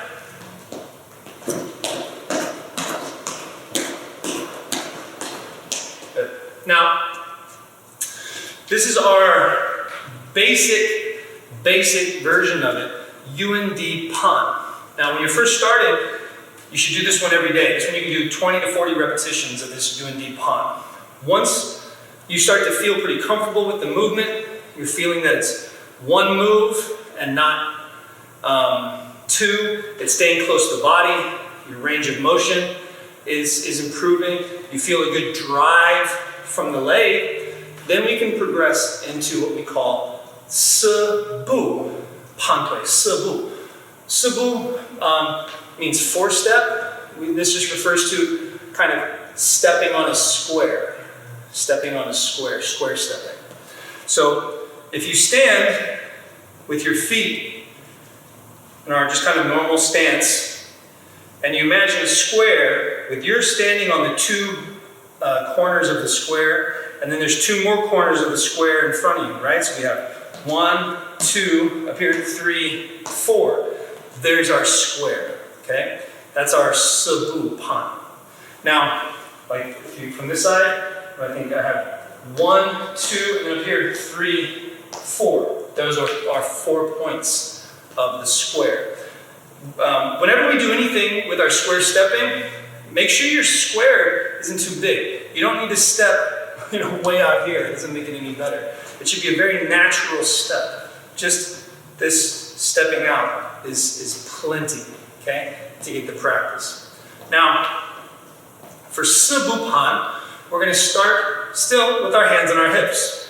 What we do is we step up to the other corner of the square on the same side. So if I'm stepping with my left foot, I'm stepping straight up to that top left corner of the square. Then I'm going to do my pantui with the right leg, and as I do it, I'm going to look back towards where my right foot kind of came from, right? Towards that area. So I step up, and then I pan, and then my foot goes right back to where it was. I bring the left foot back, step up with the right, then I pantui with the left, looking back, here, back. Step up, pantui, back. Step up, pantui, back. Now, what's important, what a lot of people miss, is I told you we have to drive off this hip when we're doing the UND version, drive off that base leg. So when I step up and I do my pantui, I'm going to push off this front leg and drill the foot, drilling on the ball of the foot back towards this direction. Okay? This is a very important part of the technique. As I step here and I pantui, I drill. See how I drill the foot? Come back, step, pantui, drill. Pantui, drill. Pantui, drill. Turning the chest and the head back towards this corner. Here. When you do it, your momentum is going to be pulling you back that way. You don't want to just come here. That's not what you're trying to practice. You want that driving from the hip, the turning of the head and the torso towards that corner to drive the body back that direction, okay? Step, drive. Now my foot's got to come back to catch me, right? So your intent for this has to be very, very clear on what you're trying to do. Because it's really easy just to do both these exercises like this and just kind of step like that. And you can do those for years like that and not get anything from them because your intent is not pushing you enough to get you to grow in your movement and your practice. So here we have, once again, a bit of a review. We have UND pantui, okay? Static, stationary pantui, base and leg. Where feet here and like that, okay? Every day, 10 to 20 repetitions, probably 20 or 30. Then, Sibu pantui. Once we're still not using the hands, okay? Stepping up onto the square step pantui here, back.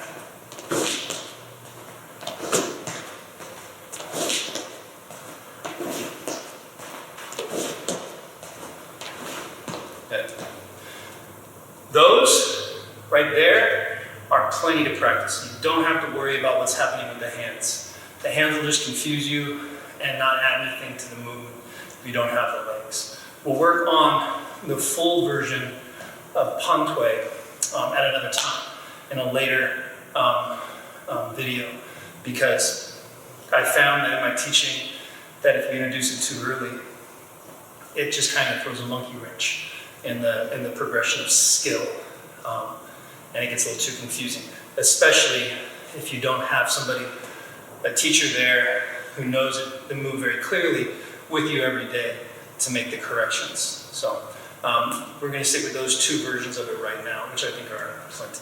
So that's our Pantui, our Chou Ti Pan, basin, Gui Guo, our 5 basic leg exercises. Chou Tui, out of our 5, remember there's Chou Ti Pan Gui Guo. Chou Chou Tui translates to drawing leg. This is the type of draw that comes from drawing blood, to take a draw on a cigarette. It means to kind of like draw, to pull something out, right? To draw it out. And this is important to understand this as we progress into the movement. Now, Chou Tui is one of the more complicated of the leg exercises. A lot of people in the beginning might not have the flexibility and mobility to do this technique right away. If you don't, that's okay. Keep practicing your Gui Tui, kneeling leg, Pan Tui, the basin coiling leg, and your Dun Ti, and all the other ones, because those will increase your mobility, increase your strength and coordination, and this one will slowly get better, all right? This is one of the ones that if you did it 100% correct on the first day, I would be very, very surprised, okay? Very surprised. Now, Chou Tui, there's a lot of videos out there on this. Well, not a lot, but there's some, and I see it done some different ways, mostly the same, but they all seem to be missing a little bit. Intent is really important. Knowing what you're doing and why you're doing it is very, very important in Shuai Jiao, because if you know the intent, if you have the right intent and you have the right understanding of the movement, then you're going to get everything you can out of it, because you're going to be doing it the right way. If you don't have the right intent, if you're not quite sure, then it becomes just a physical exercise, a purely physical exercise, like push-ups or squats, and you're going to get the physical benefits, but it's not going to be the exact same thing you might need in an actual live wrestling situation, okay? Squatting is great, but squatting is different than picking somebody up. It's a different intent, it's a different feeling, okay?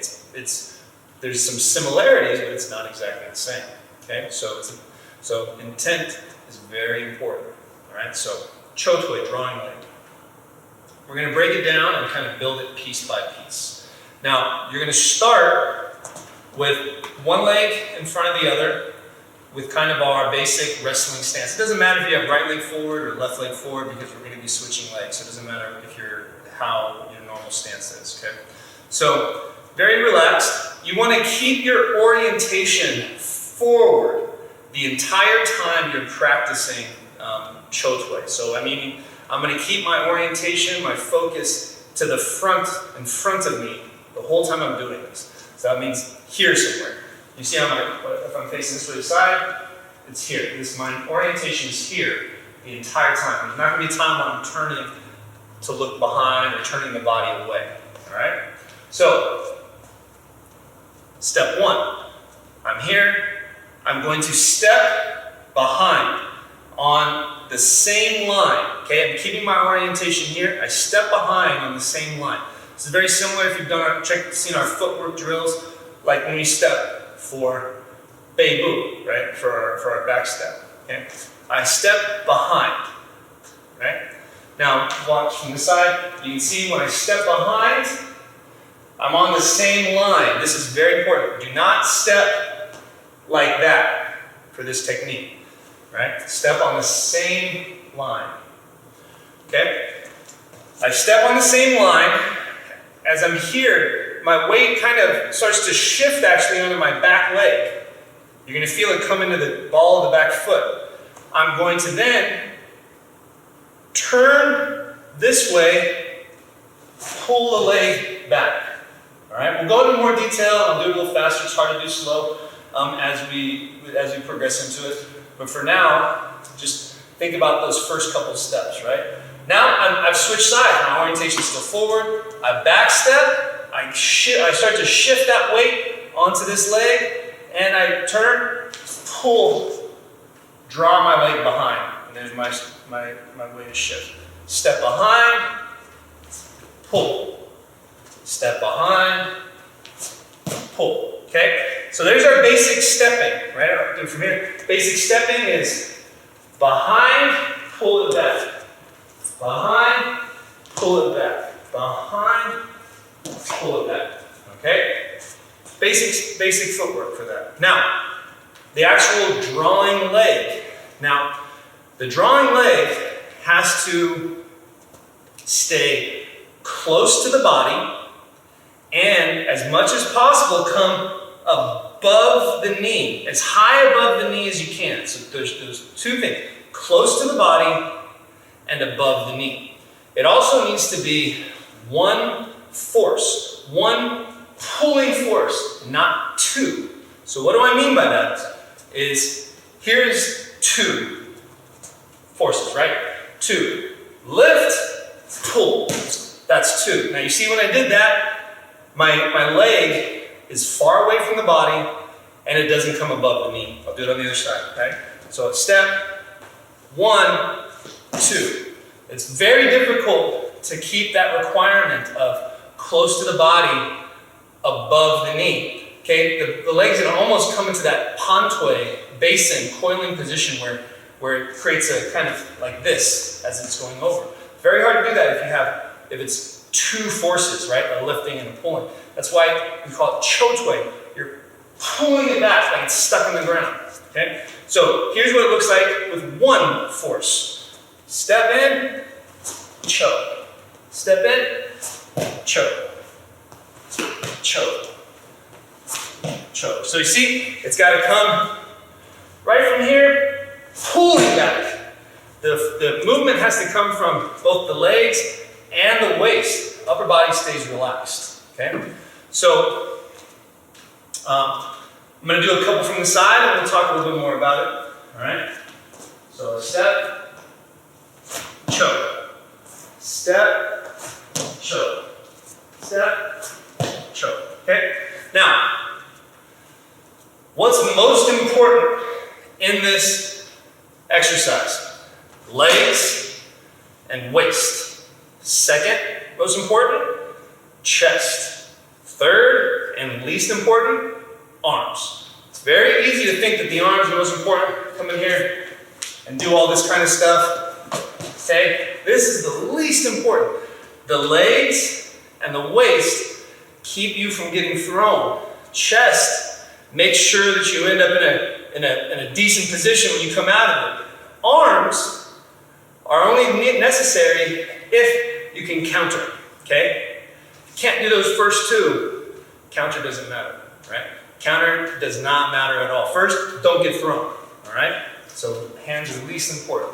So let's look, when I come here, this kind of twisted position right here should feel a little bit awkward. You shouldn't feel super comfortable. That's what we want. This is an awkward, twisted up position that now I need to move from with strength, with stability, with focus. Okay? And back. When the leg comes back, my weight is back, my front foot is empty, I'm oriented forward, right? I'm oriented forward, I'm here.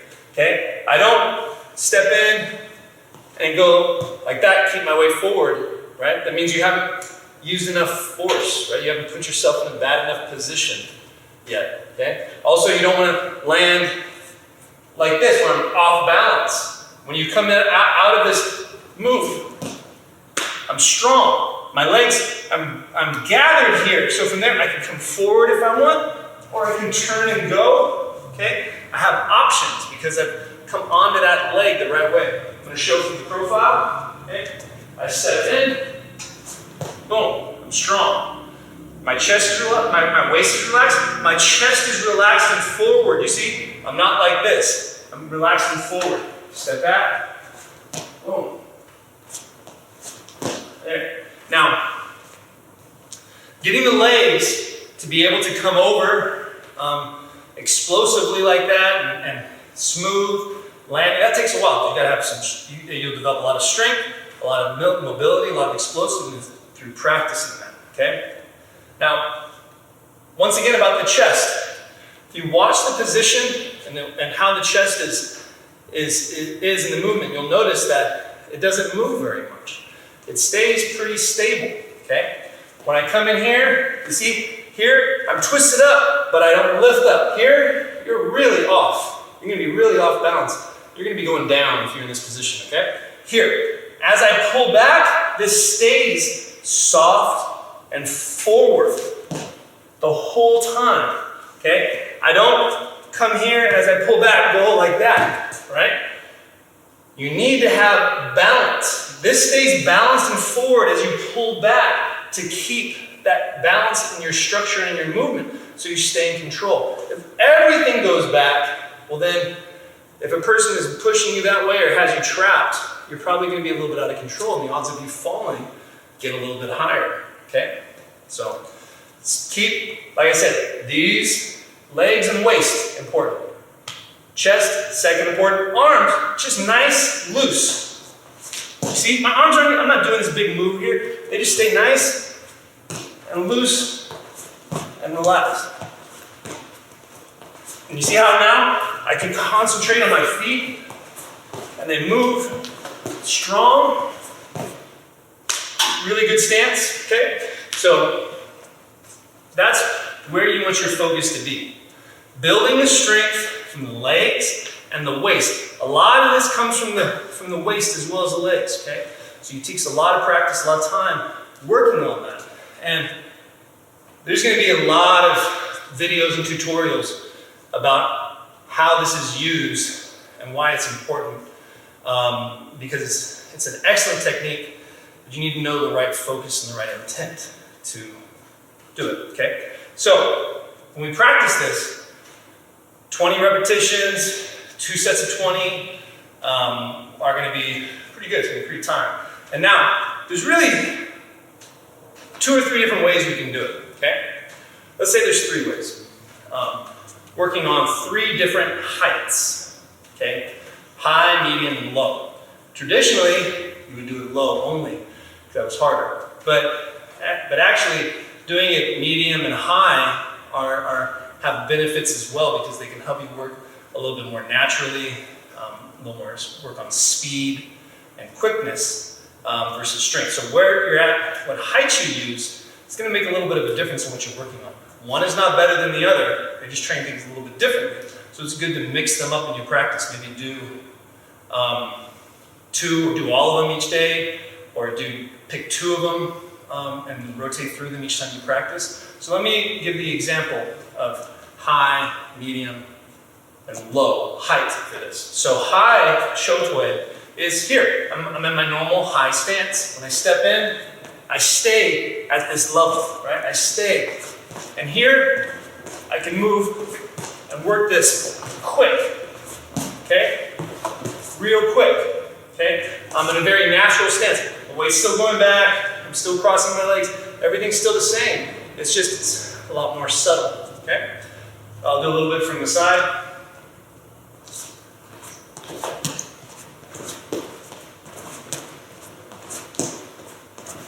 Okay, that's high.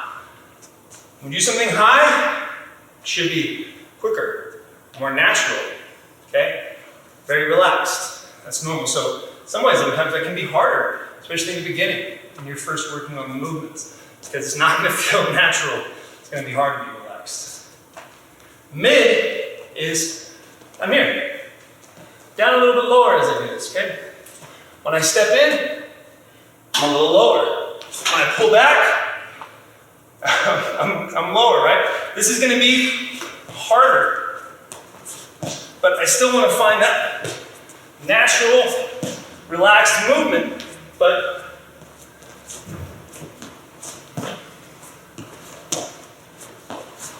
okay, but it's definitely a little bit harder at workout.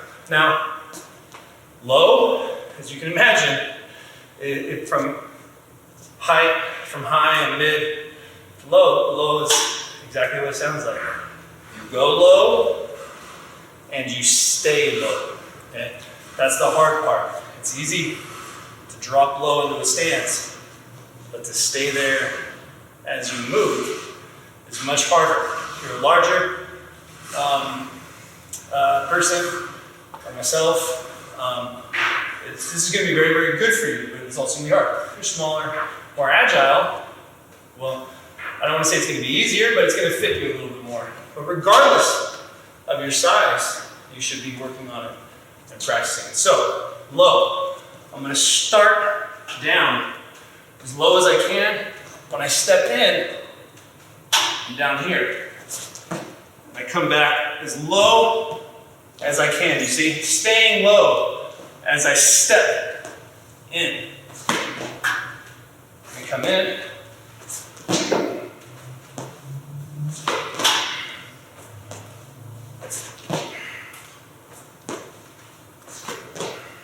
So that's low. It's hard too. Okay. I'll do a couple, not that many, on the facing this way so you can see.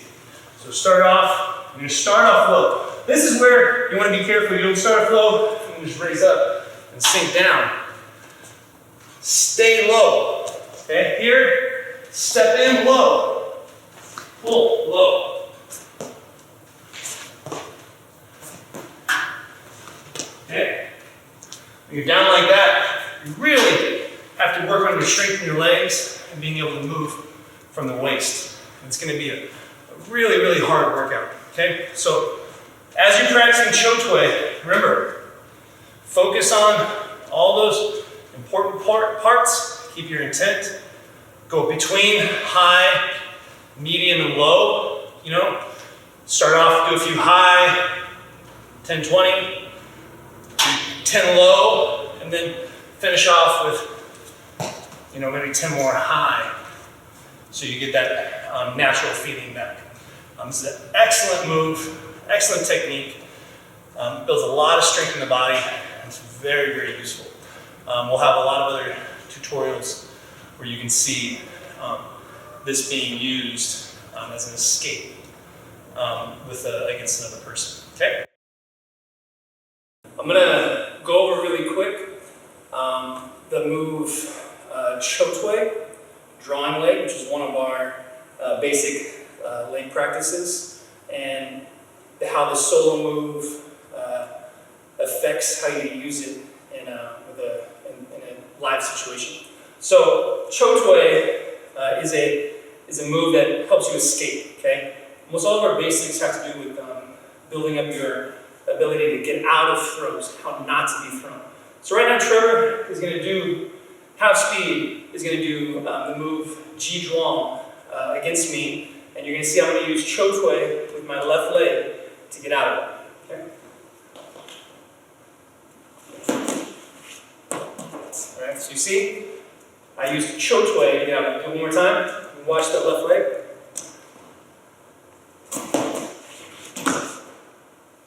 Okay. So, Chotui is a move that you use to escape. So, I'll Trevor really quickly. Go ahead, facing the camera, go ahead and do 3 or 4 Chotui, standing high.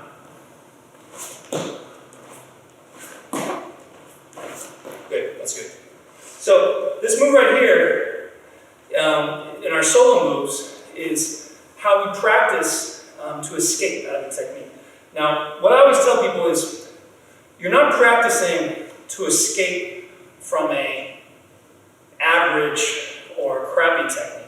You're practicing to escape from a technique that's been put on you very well, where you're in a really bad position. Where you need these exercises is when you're in the worst possible position, you still need to be able to find balance, strength, and mobility, okay? When you're in the worst possible position. So, if he does his G, and it's not very good, just do kind of a poorly G. My children doesn't have to be very good to get out of it. You barely have to train for that, okay? But if his G is really low, I'm down low, okay? He steps into it, and I'm really crossed up. That's when I have to be able to get my leg out of it, right? So when we do the solo move, okay, just do the first step. Boom. We step right here, we step to a crossed up position, right? We step to this crossed up position because when he puts me into G, if he's done this well, my feet cross up, okay? This is when he's done G very well. If my feet haven't crossed up and I'm able to keep this foot forward, I'm not in as bad a position. I can do something else to get out of it. So he steps into his chotui, boom, he's in his crossed up position. His hips are down, his chest is relaxed and slightly forward, okay? You're not bending over, but your chest is forward, right? You don't want to lean up and back. He keeps this chest relaxed and slightly forward as he chotuis out of it. Go ahead and chotui. Good, so you see how his chest stays down and forward? This is because when he puts this move on me, go ahead, right? He's not allowing me to lift up out of position. He's keeping me down. So I have to be able to relax and come out, okay? Now also, when he does this, you can see that he doesn't lift his hips up very high. Whatever height he's at, he tries not to raise up very much. Good. Good. He's keeping his hips up, not I do it wrong when you go in and stand up. You see? Standing up. Okay? You need to do it. Keep your hips down. Good. Your hips are down. Right? You see that? That once again is because when he goes down here, I can't lift up. My hips have to stay down to be able to step out of it. Next, when he's doing this, he's pulling his weight back. His weight's coming onto the back foot. And he's stable. He's hitting that position, and he's staying nice and stable. That's because when he does this to me, okay, I have to pull my weight out to get it here, right? That way, I'm not in this dangerous position. If I keep my weight here and just try to lift my leg out, he can trap it and still continue with the throw, okay? Now, the very last thing, this is something that most people put as too important, okay? As too important with their chotui is the hands, okay? A lot of people, when they do their chotui, they're just going, they're really getting this, thinking that it's the hands. The hands are the least important thing in this, okay? The hands just stay relaxed. Everybody thinks that when you do something, when somebody does G to you, you just move out and into shogi.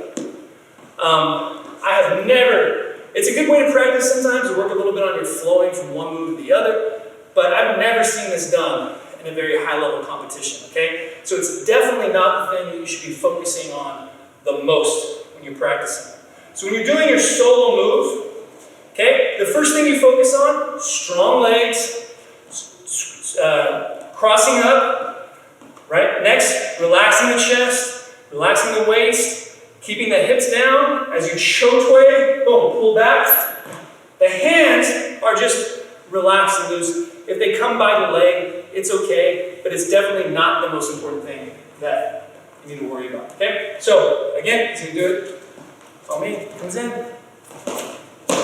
I can get out, okay? You need to practice chotui so much that you don't have to think about it. It has to be a reflex, okay? It has to become instinctual in your movement. That's why these are part of our basic warm-ups, and we do them every single day, regardless of if it's your first day or your 15th, 20th year, you do these exercises. So this exercise is called Gui Tui.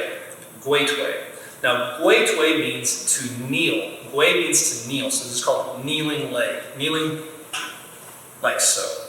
Now, the basic version of this, or the traditional version of this, you're not going to really understand in the beginning why it's called kneeling leg, but I will explain it. So, you're going to start, hands on your hips, feet about shoulder width apart, and you're down in kind of a half squat. Now, you don't want to be ramrod straight like you might have in a form. You want to have a little bit of a forward lean. If you can see from the side, down and forward a little bit, as if I was going to squat. Okay? Here. I want my weight down, and I want my legs turned on. Now from here, what you're going to do is pull back. Okay? Like a chicken scratch, right? Like a chicken scratching at the ground. You're pulling the legs back. Now, when you pull it back, the heel is coming up towards the same side butt. Okay? Okay? Like that. Now, when you do this, your intent is very important. You can do this without having any intent and just kind of back, and you're not going to get much out of this. Or you can even think you're doing it the right way, going like that, and you're still not getting the right stuff out of it. What you want, and this is going to be why we call it kneeling leg, Bei Quan. You're going to, when you sink down, you want to minimize the shift of your weight from side to side. You want to keep the weight down as much as possible.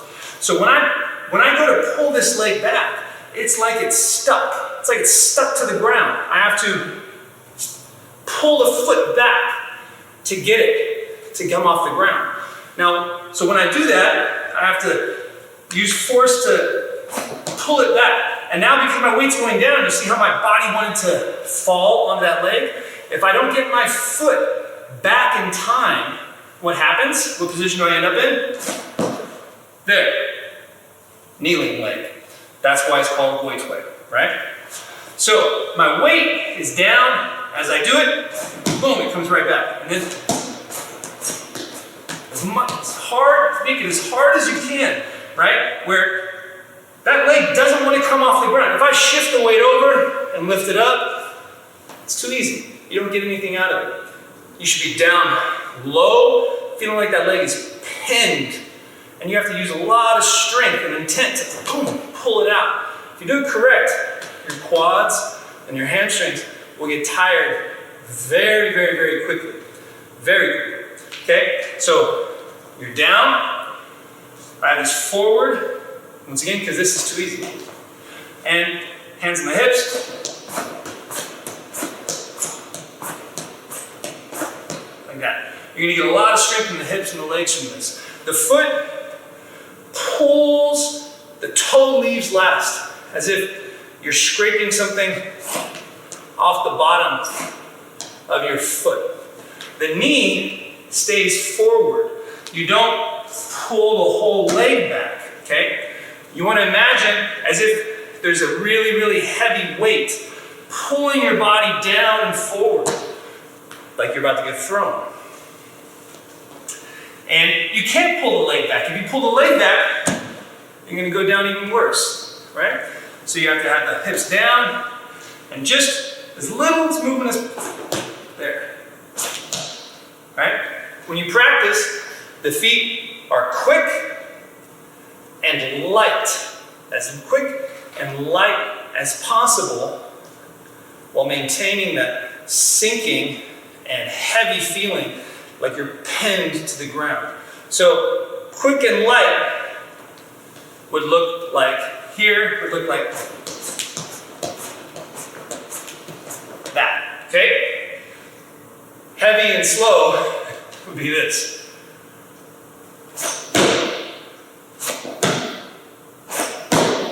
Right? It's a difference. Also, if you start to do this, you're not going to get anything out of it either because you don't have the same intent of the hands going down, of the body weight going down, okay? So this is Gui Tui.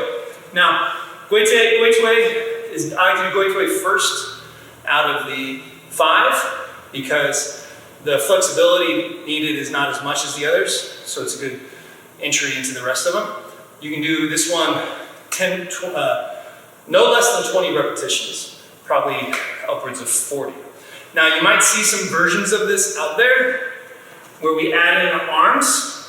Now, in reality, the arms don't have that much to do with Gui Tui, and it's very easy to focus on what's happening up here and lose what you should be working on in the legs. So I don't like to teach it that way in the beginning. I prefer people to focus on the legs, and then I will teach what's happening in the upper body by itself, and then they can be put together later, because those things are not locked together to go together.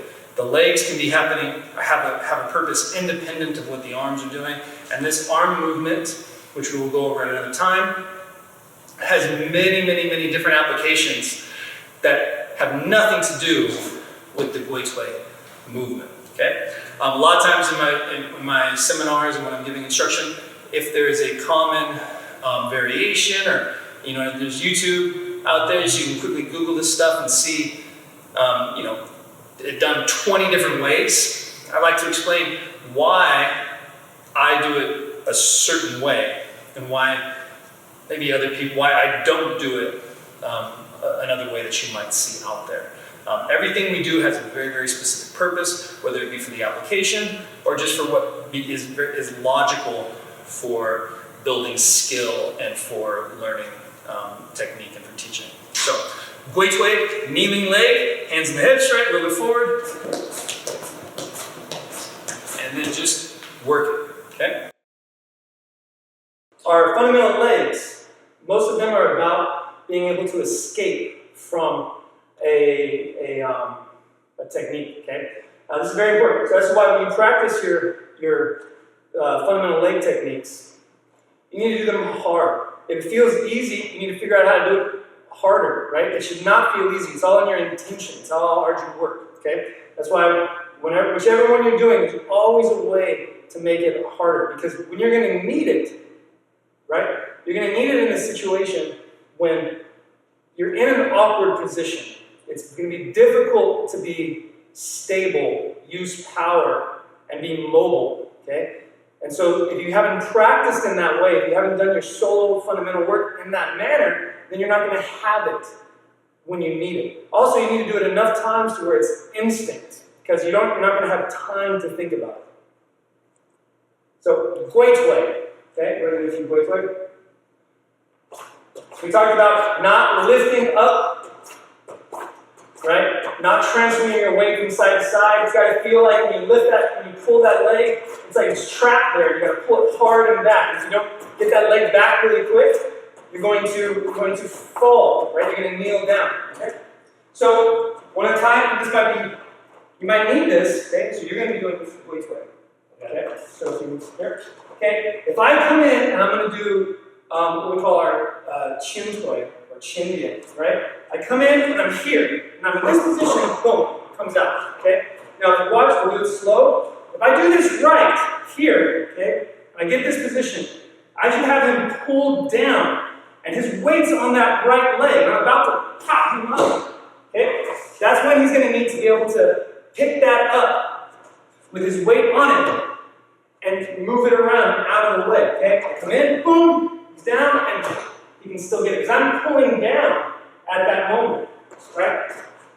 He's not going to have time to lift up and get it out of the way. If he's got time to do that, then my move is done very poorly. You don't want to practice to get out of poorly done moves. You want to practice to get out of moves that are done well, because that's what you're going to need. Okay? So, once again, if I come in and do chin, boom, you can get that leg out of the way. Okay?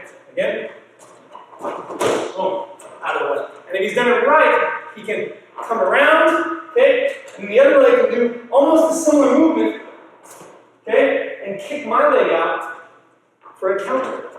Okay? So, I come in, boom, pull it out to get me down. That'll work. Once again, with the counter. Okay. Come in. Good. Now, the counter is something that you can practice, but don't practice it too much, because you're not going to be able to, you don't really have enough time to think. You need to have done the solo move enough times where this happens naturally. We have Chou Ti Pan Gui Guo. Right now we're going to do Guo Tui. Guo means to cross over, okay? You use it, Guo Qiao, cross over a bridge. Guo Lu, cross the street, right? So Guo means to cross over. Guo Tui is oftentimes the least liked by my students when I teach this, because it can be the most tiring and the most physically challenging, okay? But because of that, it's an excellent exercise for increasing your strength, coordination, stability, flexibility. It's just an excellent exercise. Now, one thing to remember is that when you're practicing these exercises, all of them, that you're working on the strength, on the coordination. So you want to push yourself. You're not trying to perfect it. It's not like a form where you want it to look beautiful and you hit a certain point and that's where you stop. You're really trying to push yourself to the edge on these exercises. So if that means sometimes when you're doing it, you stumble a little bit, or you lose your balance, or you can't quite finish all 10 because you're going too hard, that's okay. That's where you want to be. You don't want to be able to do 10 nice and easy and perfect, right? I'd rather see somebody going at their very edge, going as hard as they can with these, stumbling a little bit, going a little bit off balance, but really working the intent and the focus. That is what this is about, okay? It's not about making it look perfect or making it look beautiful. If it's done correctly, with that strength, with that power, it's gonna be pretty. That's what you say in Beijing.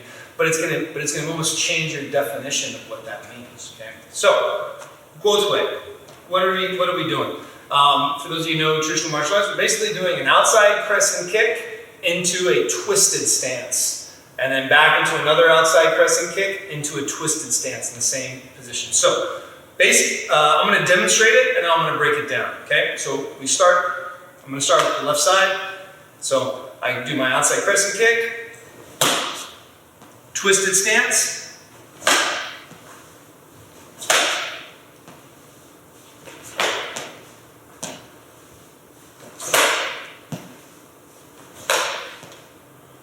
down. Okay, so basic footwork. One leg is coming around, the other leg is coming around, and around, and around. Now, you want to stay in one spot. First thing about this is stability. If you're moving forward, moving back, it means you're not in control, okay? The foot is placed right to the side of the other foot. Right to the side of the other foot, okay? So if you find yourself going backward, you're not getting the range of motion. You're not getting the right movement. So you need to be aware of that, okay? Next is you want to go low in this movement, all the way down to the bottom of your stance, and then explode up, okay? One movement, up into the kick and around, not down, stand up, kick, okay? So one movement, if I get into it, looks like this, right? I'm down, up. There's one movement. Down, up, okay? Here's two movements. Down, up, kick. Down, up, kick. Okay, you see, that doesn't look nearly as nice, right? Can't get the kick nearly as good, right? So stay away from two, you want one, right? Next part of it is that leg coming around. Now, you want to find your stability. You can find it in one of two ways. As this comes around on one foot and then lower, or as it comes around, if you're already off balance, boom, you that foot hits and you find your stability to lower. Both of those are okay. You try for the first one. If it's not there, then you put the foot down and you find your stability that way. So when I come to do this movement, I kick, boom. I try to find that stability and then put it down. There's my stability. Down. Down. But as I get tired, it might be harder. So I have to put that leg down. But I'm not out of control. I'm just using it to find my center. Okay? So that's Guo Tui. Crossing leg. It's not easy. It's going to be tiring. All right? But it's going to push you a little bit. 10 repetitions, 2 sets. 20 repetitions, 1 or 2 sets. You will get a lot out of this if you practice it. All right? I'll demonstrate it a couple more times. This view, and recap the important parts. Okay, so it starts outside crescent.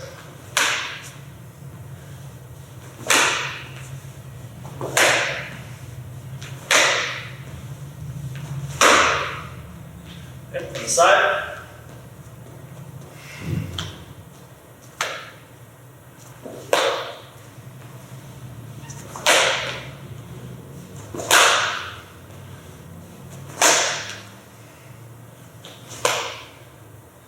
Okay, so make sure you're staying in one spot. Okay, you're not moving forward. Second, and this is true of any technique or any practice where we're lowering, you lower the hips.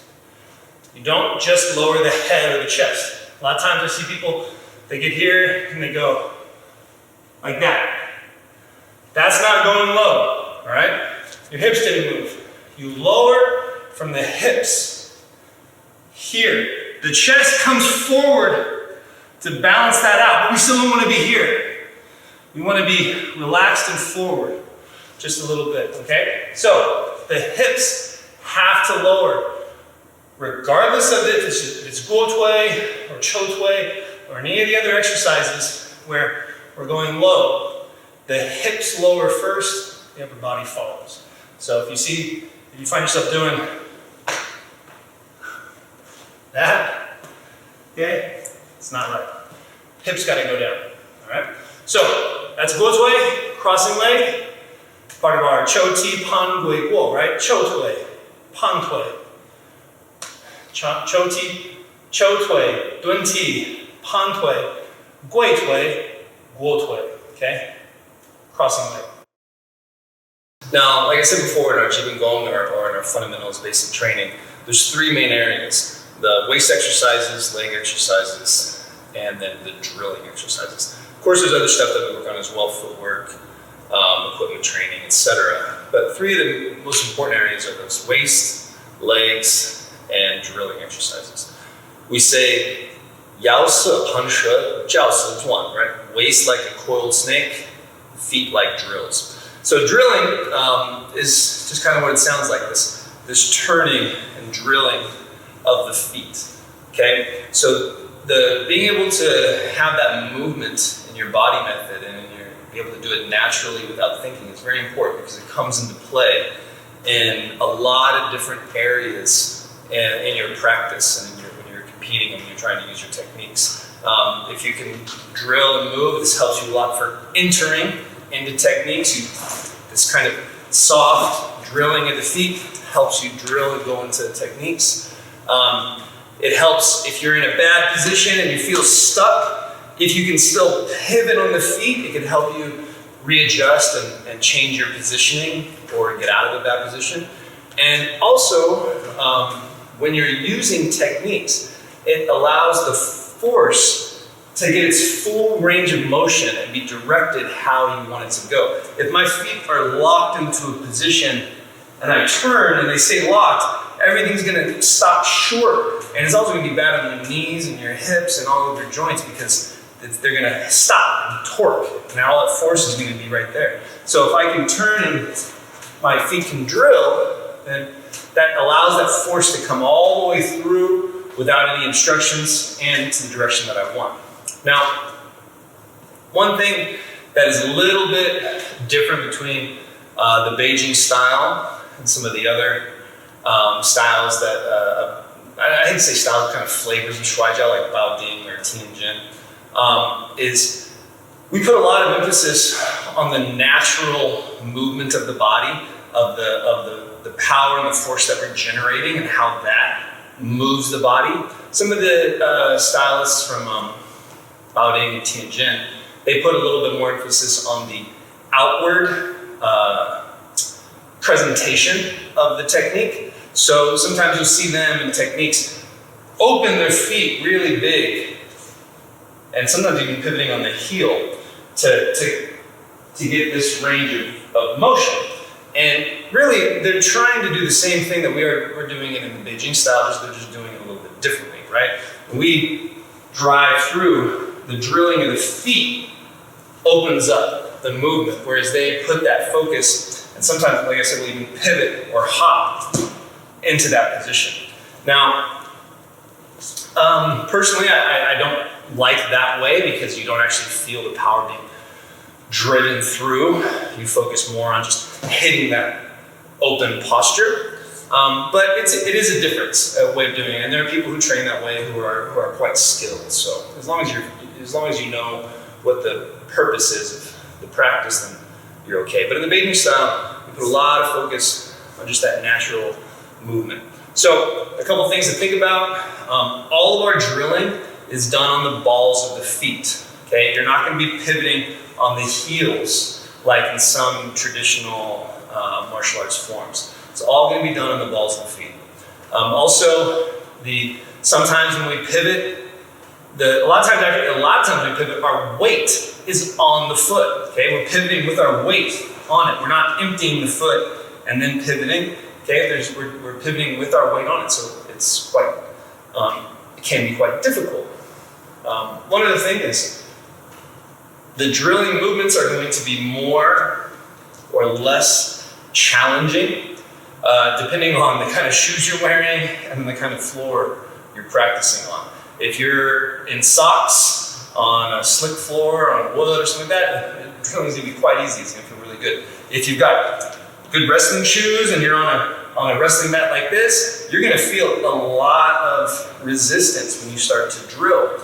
Now, both of those kinds of training one is not necessarily preferable to the other, except that you want to make sure that you do have some practice on a very resistant surface, because that's much more applicable, right? You can drill successfully on something that's really resisting you and trying to hold you in a spot, then everything else is going to be okay. But in the beginning too, it might be a little bit limiting and tiring to try that practice. So if you're having a really hard time feeling these movements on a resistant surface, you can just go ahead and take your shoes off, go onto something a little more slick like cement or wood or linoleum or vinyl, and feel it a little bit. And try to feel what it's supposed to feel like. Find that movement, and then slowly just try to work your way into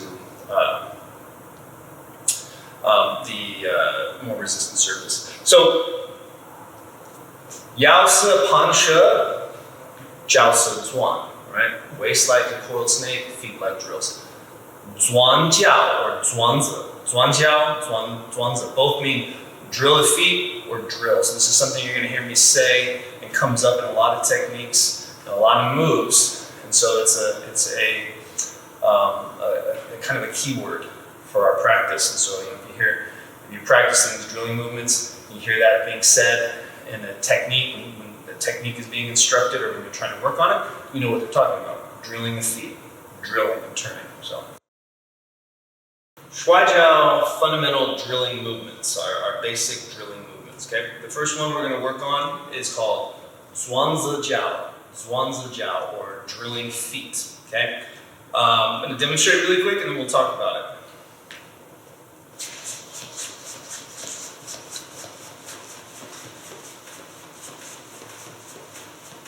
All right, pretty simple, right? So, what are we doing?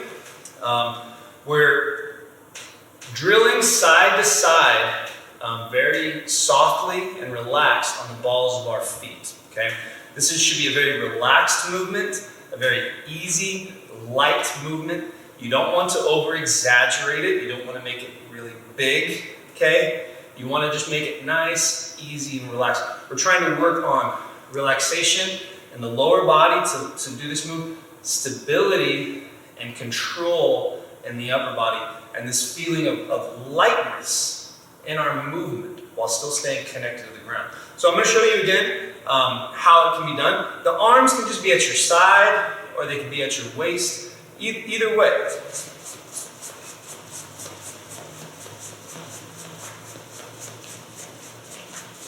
Okay, so that's what it should look like.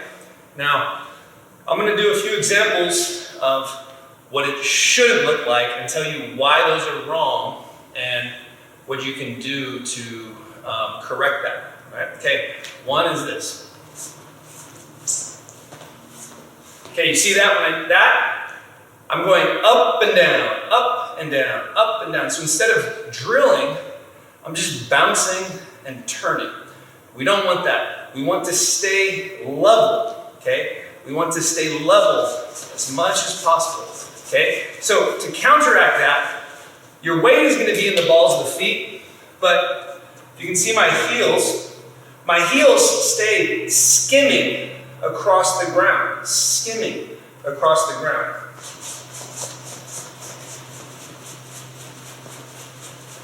Okay, so I don't lift up, I don't come up on the balls of my feet. I stay in my normal athletic position. Okay, see that? So that helps you avoid this bouncing up and down, okay? Heels stay in contact, skimming. But your weight is not on your heels. You're not trying to move from your heels. Okay, next is another thing that people will get wrong, so you can watch this.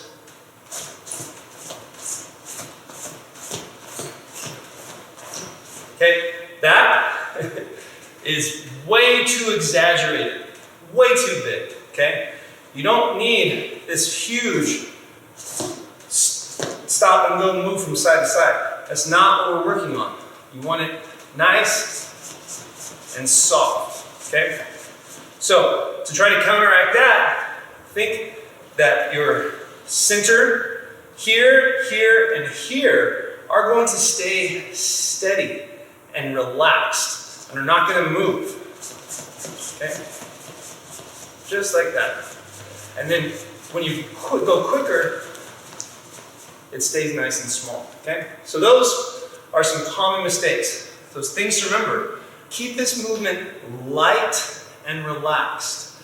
You don't want to use a lot of power. You don't want to make it too large for this technique. Avoid bouncing up and down. Avoid exaggerating the movement. And if your upper body is doing this, that's not right either, okay? Upper body stays relaxed. Okay? This is called Shuai Jiao, drilling feet. When you practice this, you can do it for,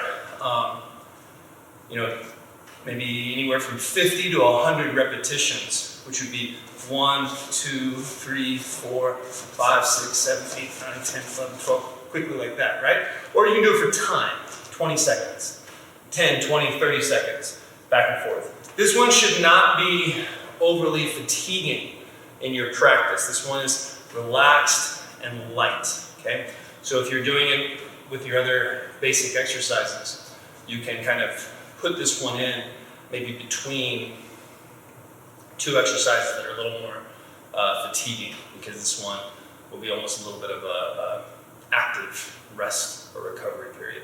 And also, like I mentioned before in the introduction video or drilling, the surface that you're on is going to make a big difference. If you're like right at this surface with my wrestling shoes and this kind of sticky wrestling mat, it's quite, there's a lot of resistance. You have to really concentrate to stay light and to move on your feet.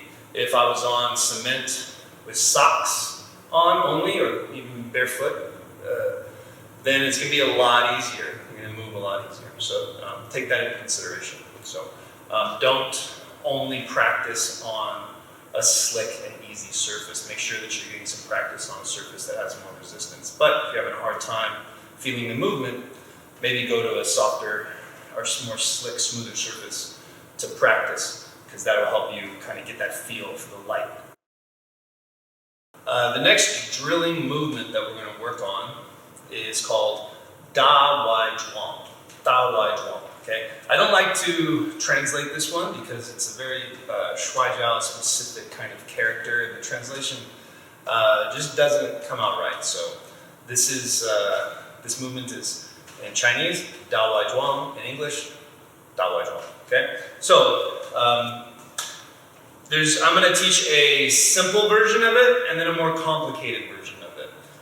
Don't think that the more complicated version is better. Okay, it's just what it sounds like, more complicated, and it's going to take more time to get. So, in your beginning practice, spend time just doing the basic version, the simple version, and then slowly progress to the more complicated version. And I'll have a lot of other tutorials and explanations of this coming in the future. So, Wai Zhang, the simple version, you're going to stand with your feet a little bit wider than shoulder width apart, a little bit in the knees, this kind of athletic position. We don't want to be down, we're not down in a squat, we're not standing straight up, we're somewhere in between where we would be. The same height and bend in the knees we would have if we were wrestling, okay, or competing. So for now, we're going to put our hands on our hips. So done nice and soft, I'm going to drill and turn the body strong like that, okay? Then from here, using the power from the legs and the waist, turn. Okay, power from the legs and the waist, turn. Legs, waist.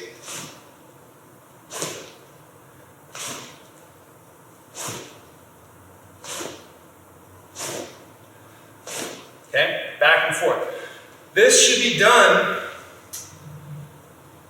with a lot of strength, a lot of force, explosively, ballistically. Okay, the movement comes from pressuring down, pushing into the ground, feel it coming up the legs, into the waist, and then a pop from the waist. Boom. Okay? And then you almost coil into the other leg. Boom. Back and forth. Very strong, very explosive. This should be a very tiring movement. Okay? Very tiring. Now, what to avoid when you do this is this.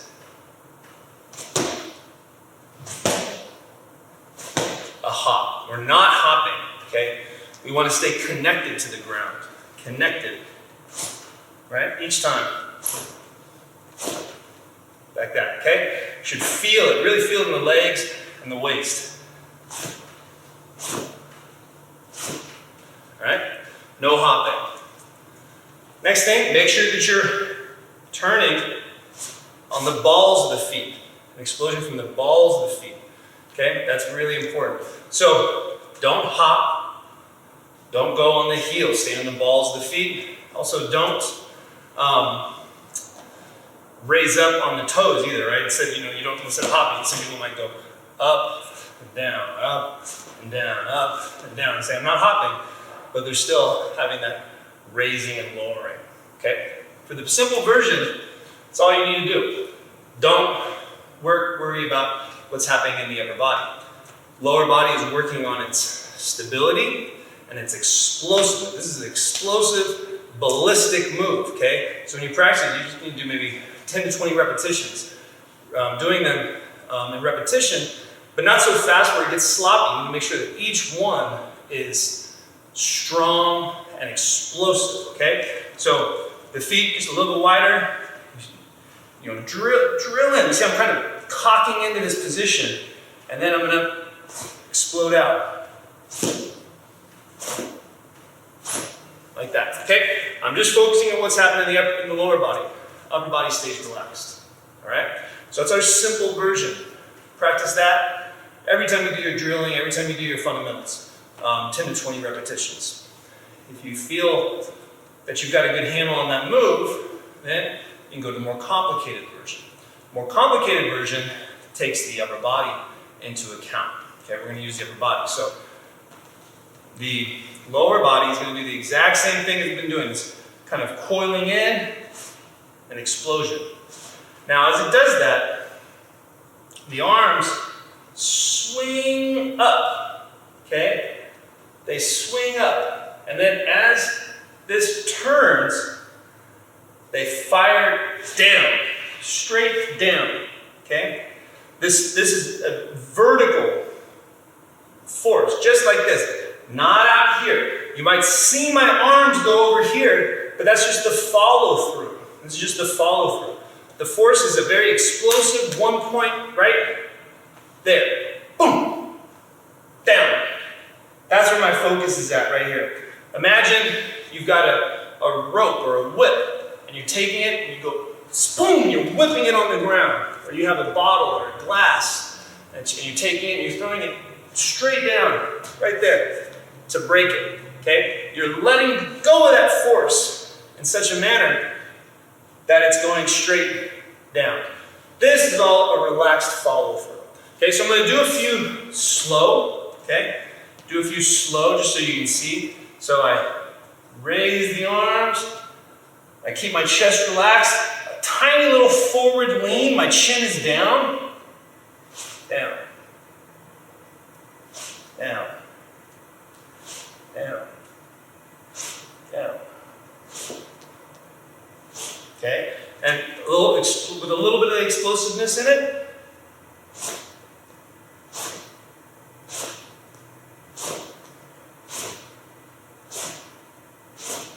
Like that. Okay? So that is the full version of Bei Quan. A little bit of an explanation of what we're trying to do. We're getting power coming from the legs up, torquing it, amplifying it in the waist, coming up through the back to this kind of push, pull, straight down. We're doing it big and relaxed until we, boom, explode. Big and relaxed, explode. By doing it relaxed and big like that, we're getting to feel the full coordination and kind of like functional firing of muscles that we need to do that correct, right? You feel it come up, legs, waist, back, shoulder, arms, hand. Okay, you can feel that rhythm and that how it's supposed to be done. If you do it too fast or too slow, then you might kind of stiff and you lose that coordination and you're going to lose a lot of that power. Now, as you do it, the arms don't come behind. You see from the profile, as I raise my arms, I'm turning my torso, so my arms are staying in front of me. Okay, here. I'm not going like this. You see where now they're going way behind me? My shoulder is pulled out of position. We're not doing that. Also, my chin and my head, right, and it's down. My spine stays fairly straight up and down. It's the body that's rotating and firing around it, okay? So the firing point, that explosive point, I think, is kind of here at shoulder height. About shoulder height. As it comes up and gets to shoulder height, down. Relax, shoulder height, down. Shoulder height, down. Like that, okay? This is an excellent move for increasing your explosion and this ability from any position to be able to fire into a movement to counter or to use a technique. Eventually, you can get to where the hands just come here, right? And you bring it back down, okay? That way, like if you're grabbing somebody, you can pop them down, okay? This move is not easy. It takes a long time to get. Some of our basics, some of our fundamental moves, right from the beginning, you can kind of do them. You just have to work them for a long time to increase your strength and endurance. This one, coordination, the feeling for it take a while. You don't get it in the first day. It takes a while to build that connection. And it only comes through repetition and with the correct intent, right? You can do a bunch of repetitions but not have the right intent, and you won't get as much out of it, okay? So, here, nice, stay relaxed. Relax, explode, relax, explode, relax. You see here, I'm using my waist, I'm using the muscles here, I'm softening, and then boom, explode out, okay? That's how you want to do it. If you feel tense, relax. You gotta be relaxed for this one. Now, some notes on some differences. Beijing style is the only one I've seen that does it like this. Some of the Baoding and Tianjin, they use the arms and they open like that. Now, so you're still getting a good workout from the legs, but you're missing this full body connection down, getting the power coming all the way up and through. So it's not quite as applicable to a real life situation, and it's not going to be as tiring. You're not going to get as much out of it. Like I said, this should be very fatiguing. You do 10 of these, 20 of these, you should be pretty tired. So it's the equivalent of doing 20, jumps up into the air, pulling your knees to your chest and landing. It's that sort of full body coordination and explosiveness that you're looking for. And the better you get at it, the more tiring they become, because the more explosive you're becoming, right? The more explosive you are, the more stronger you are, the more coordinated you are, the more tiring they're going to be, okay? In the beginning, you might not be that tiring because you don't have the coordination, but it'll come if you just keep practicing, right? So a couple more examples of Bei Quan. Relax, keep the head forward, keep the chest soft and forward, not up and back, okay? Down.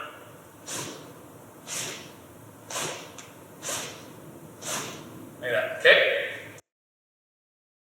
We're going to work on one of our drilling movements, Shuai Jiao. Now, Shuai Jiao translates as small drill. Now, just as with all of our drilling movements, the footwear and surface that you're working on is going to affect a little bit how you do it, right? If you're on a wrestling mat with wrestling shoes, there's going to be a lot of resistance, and that's going to be a little bit difficult in the beginning. So if you're just trying this out, you're just first learning it, go ahead and use your socks, just like I'm doing, because that'll help you feel the movement a little bit better. Now, as you progress and get better with the movement, you can kind of go back and forth between wearing your wrestling or kung fu shoes and socks and kind of vary up the type of surfaces that you're working on. One is not better than the other. It's just that when you're working on something that's a little smoother, you're going to feel it one way. When you're working on something that's got a little more resistance, that's going to add a different challenge. Okay? So, Shuai Jiao is a small drill. You're going to begin down in about a quarter squat or a little bit lower, feet shoulder width apart, in our kind of basic stance. You're not going to be straight up like this. You're going to have a little bit of a forward orientation to the body. So from the side, you can see, like so. Now, the upper body is going to stay relaxed, the arms are relaxed, and from here, you're going to drill on the balls of the feet, turning, sinking, turning back, staying on the balls of the feet. Turn the other direction.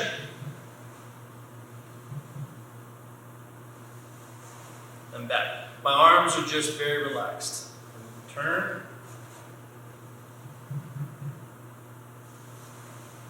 Back. Okay? So, when we're doing this exercise, it's important to stay low and go slow. Okay? We don't want to go fast. There are going to be plenty of other opportunities in other areas of our practice to work our speed in this sort of movement. But here, when we're isolating this twisting, drilling movement, we want to go slow so we can really work it. Okay? I'm going to just do a couple from the profile so you can see.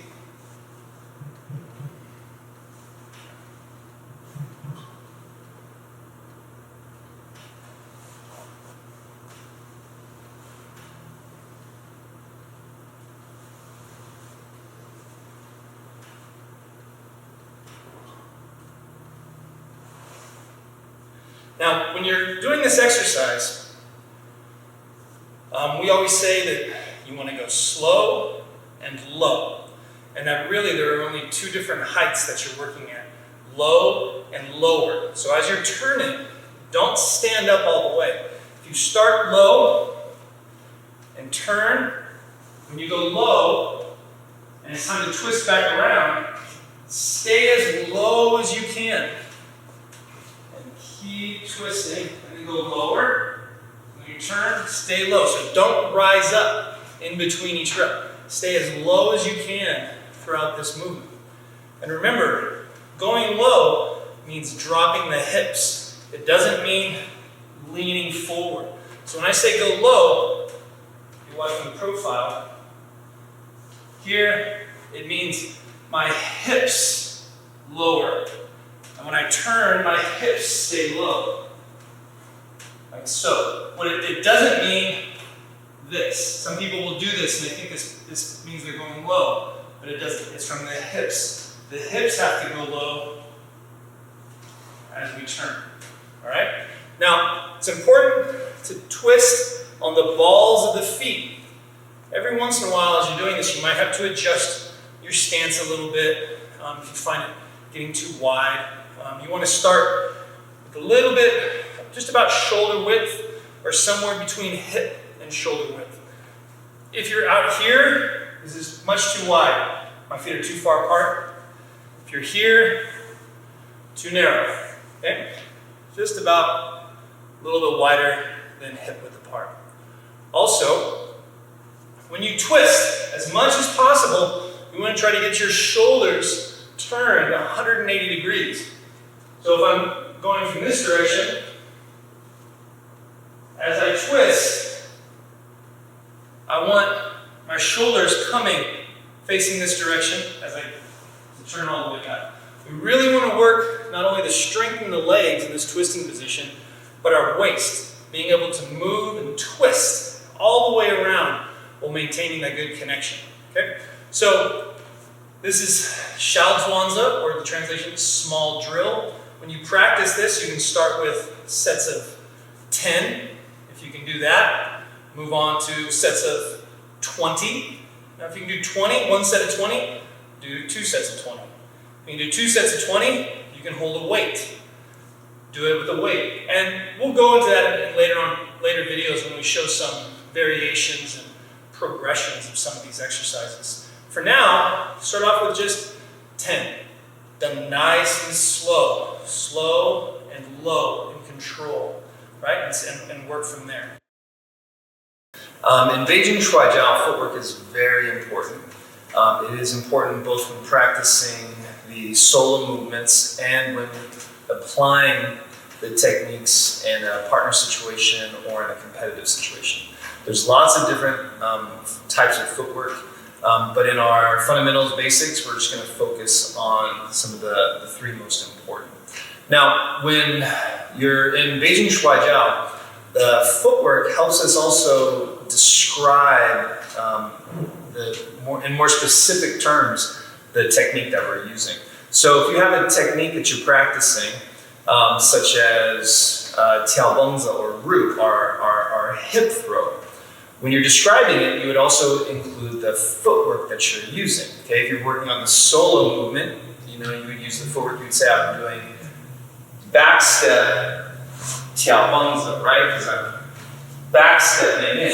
Or I might say I'm doing pulling step tiaobengzi, or cover step tiaobengzi. Now, this is one of the ways that we describe in greater detail our techniques. When you're applying it with a partner, we would also include the grip position. So usually when we're talking about our techniques, we would say the grip position we're using, the technique, and the footwork that we're using to apply the technique. Now, when looking at our footwork in terms of applying technique, each different stepping pattern is going to be used in a slightly different situation, right? Whether you need to close the distance or draw the person in or change an angle, okay? The footwork is going to be there to assist you with that. Now, when we practice our footwork in isolation, it helps us lay down those patterns of movement and find our coordination, strength, and stability in those patterns. Now, the three basic footwork patterns that we're going to work on in our basics is going to be Bei Bu, back step, Gai Bu, covering step, and La Yao Bu, which is pulling waist step. Now, it's important that when we work on these, we have a very clear idea of what we're trying to accomplish as far as our body method, our coordination, and our strength. So that later on, when we add these into the solo movements, it's going to be an added movement. It's going to add more strength and stability to those solo movements. And when we start partnering our techniques, we have different footwork patterns we can use to partner the techniques. Okay? So once again, those basics that we're going to work on, these three basic footwork patterns are going to be Bei Bu, back step, Gai Bu, covering step, and La Yao Bu, which is our pulling waist step. Now, when we're practicing our footwork in isolation, we really want to pay attention to our body method, right? The body method that we're using. How are we moving? How are we creating power? Are we moving in a coordinated way? And is our intent correct, right? Intent is very important in Chinese martial arts. Are we clear on what we're supposed to be doing and why we're supposed to be doing it? Okay, so we're going to, when we go into the description and the practice of these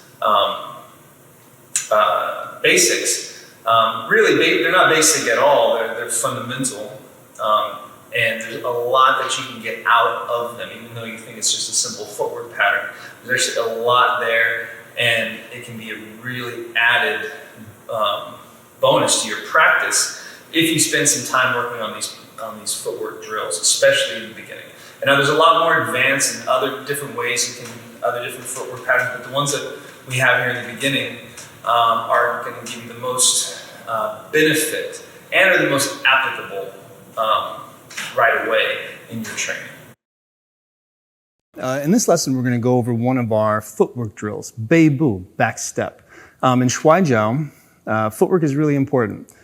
Footwork allows us to adapt our techniques to the different situations, distancing, and positions that your opponent will present to you when you're wrestling, right? Back step goes in, pulling step goes away, diagonal steps goes at a diagonal, right? And so on. There's other ones as well. So each of those steps can be used to lead into a technique. So oftentimes a technique can be done from many different footwork patterns. It just depends on how you're setting the technique up, how you're moving with the opponent, and what the opponent's giving you, okay? And so learning these footwork patterns is going to help when you start learning how to apply techniques in different situations. Plus, whatever footwork pattern you use, you have to learn how to generate power and move correctly into the technique, okay?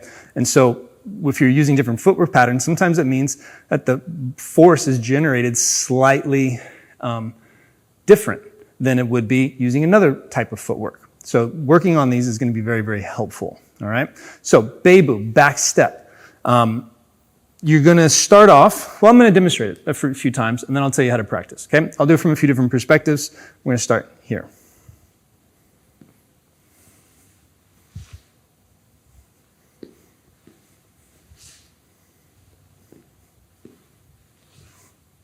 Okay, and now facing this direction.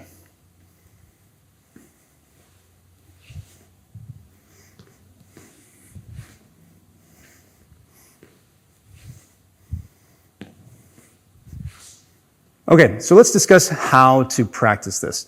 Now, this footwork pattern, like many of the other ones we're going to learn as well, we do on our box stepping pattern or square stepping pattern. So you're going to look down and imagine there's a box, okay? And you're standing on the two back corners of that box. And in front of you, you have the other corner, right? Just there. So you have these corners of the box, right? I'm stepping here. Right, you can see 4 corners of a box. Now, before we move on with that, this is a guide, right?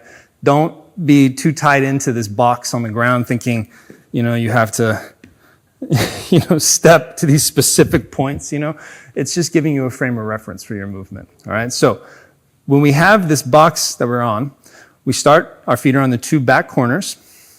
The next movement is whichever foot we're starting with. I'm going to start with my right.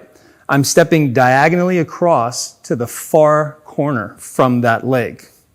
So when I step, my feet are in one line, right? So you see, I step across, and then my feet are in one line. Okay, this is sort of an intermediary step. I step across, my feet are in one line, and then my back leg steps behind and across to the other corner. Okay, you see that? Now they're on one line, and I turn, and I'm back to where I started with my feet on 2 corners of the box, shoulders facing away, right? So I'll do it again. So I step diagonally across to that corner of the box. My leg steps behind, diagonally to that corner of the box, and then I drill on the balls of the feet, and I'm facing the other direction. I'll do it from the profile. I step across, and then I step behind, and I turn, okay? So bei in this concept means behind and also means back, because when I step here, here's my back, right? And I'm stepping there, right behind it. So I can turn into that position, okay? Back step. Now, obviously, to get the most out of this and to get the body method that we're looking for, you need to put focus in your movement. So first off, start a little lower, right? If this is your top position, kind of go down into more of a middle position. Not your lowest, but more of a middle position. When you step across, don't raise up, right? Don't start low and then step up high. Stay low through the whole movement, right? Here, step, okay? I'm medium and I step. When I step behind, same thing, I stay low. Now, as I step here, my weight is on the balls of the feet. I want the left side of my body, this opposite side of my body, to come around now and square the shoulders here. Now, if you do that, you're going to have a twist here across the waist into this hip. Then, after you feel that twist, untwist, let that tension go and drill. Okay? And there you go. So what you're doing is you're going into that twist and you're exaggerating that twist so you feel it really engaging and then you're releasing it. And that helps you really dial in the movement and to get that power turning the hips, which you need for a lot of throws. Okay? So from this perspective, I'm low. I step and I stay low. I step behind. I'm on the balls of the feet. The shoulder twists.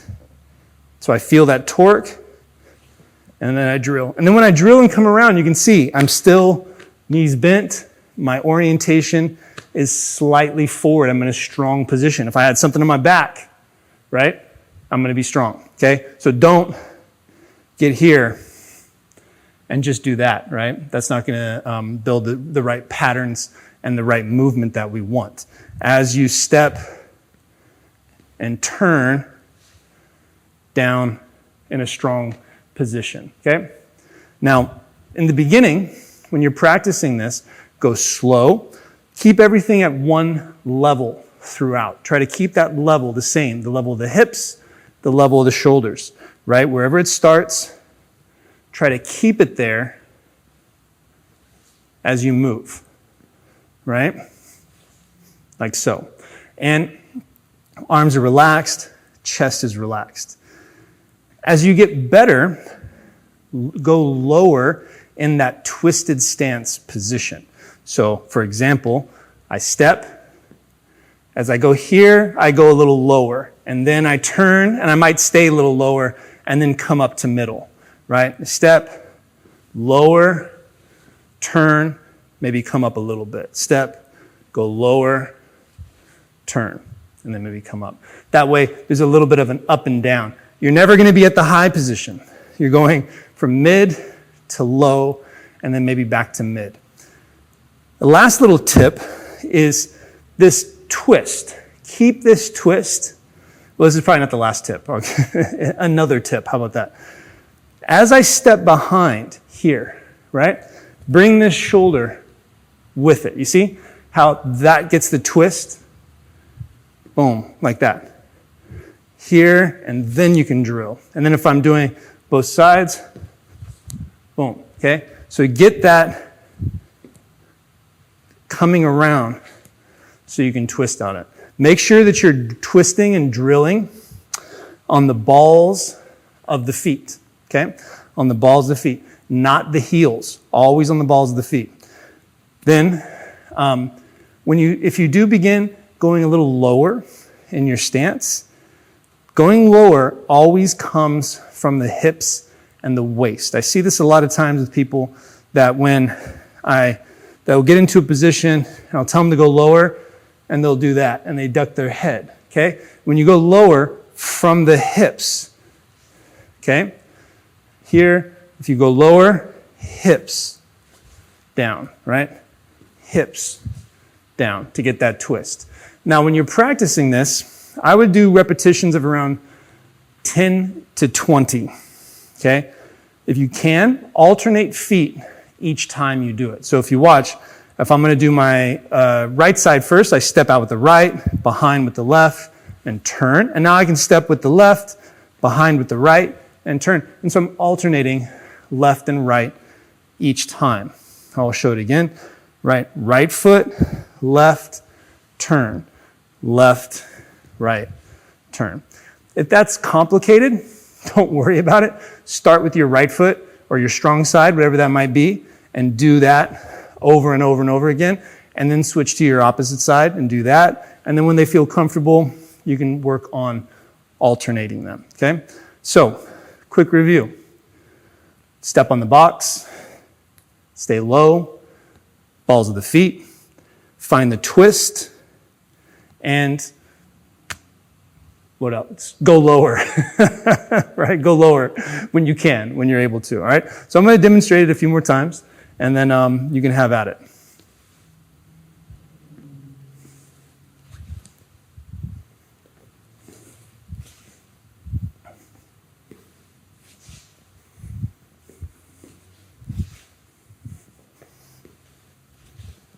And just a few coming forward.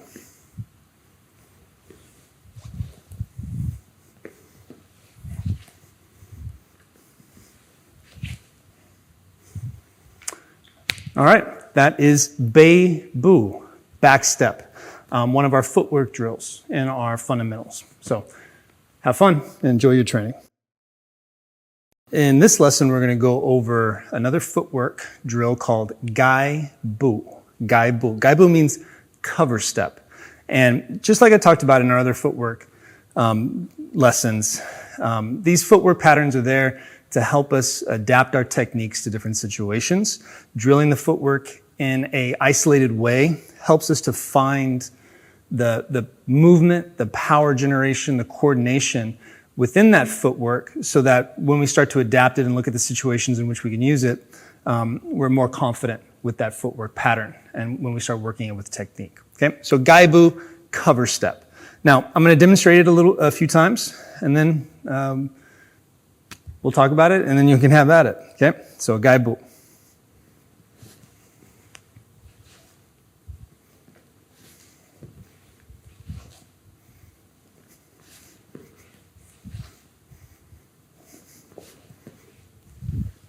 And from another perspective.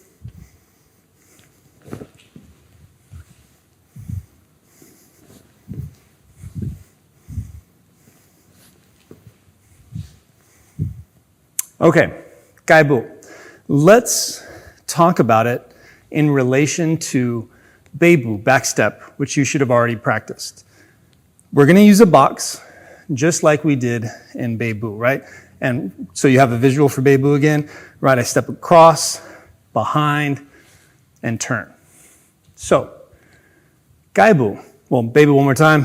Across, behind, and turn on that box.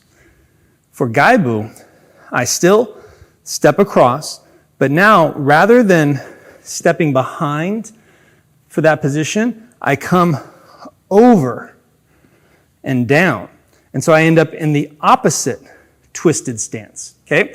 If you watch again, I'll break this down quite a lot, don't worry.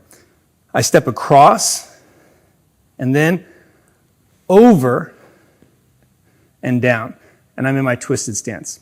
Now, if I were to step across here and go behind, then my rotation would come this way when I would drill. If I step across and do cover step, now my rotation could go this way.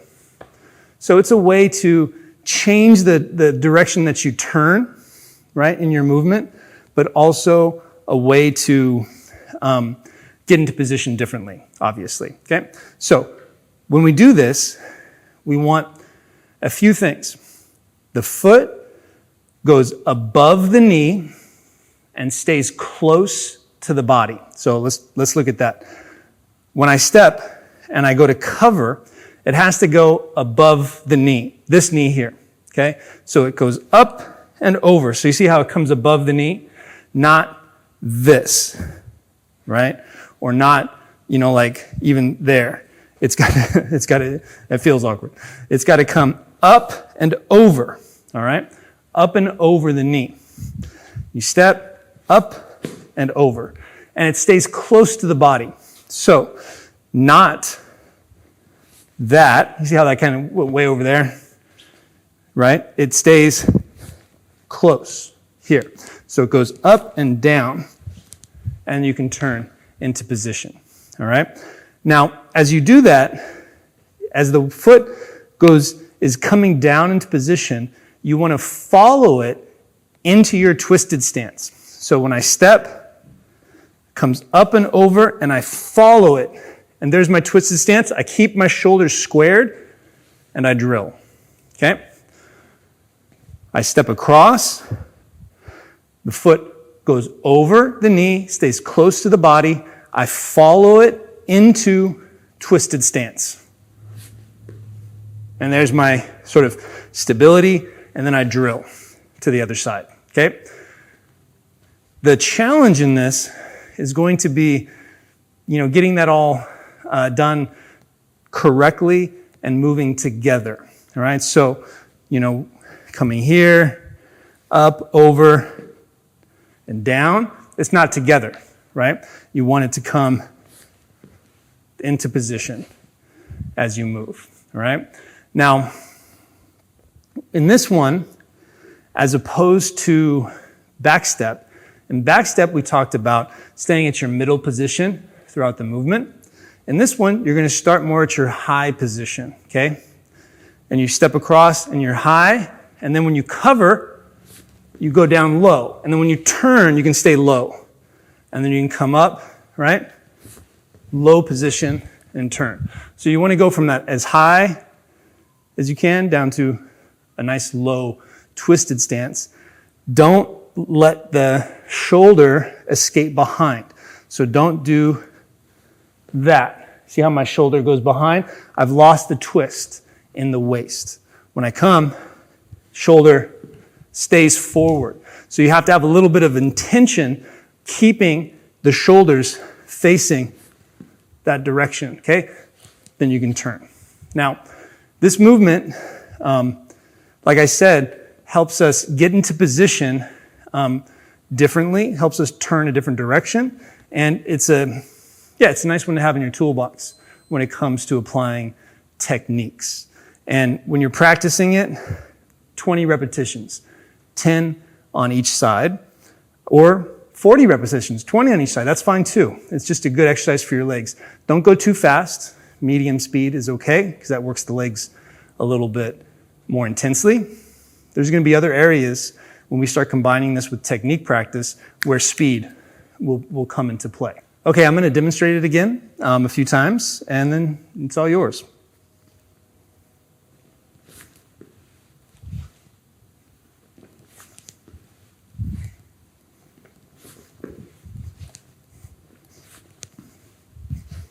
And from this angle.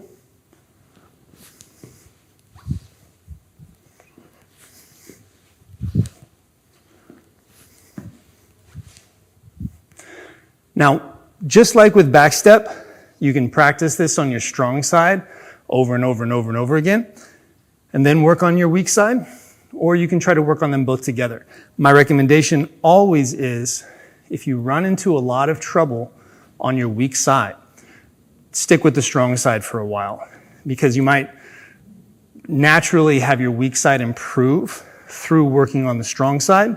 But if you then if the weak side is giving you a lot of trouble and you spend a whole lot of time working on that in the early stages, well, then your strong side is really not strong because you haven't given enough attention for sure, okay? So follow your own sort of impression when you're practicing, okay? Strong side, weak side, or alternating back and forth, all right? So, as always, enjoy your training.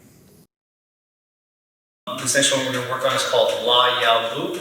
La Yao Bu means pulling waist step. Pulling waist step. In the beginning, it's maybe can be the most difficult for people to understand the movement of it in the beginning, but it's an incredibly useful stepping pattern, and it builds some really good body method and awareness in your movement, and so should be practiced very regularly once you understand it. So, La Yao Bu, pulling waist steps.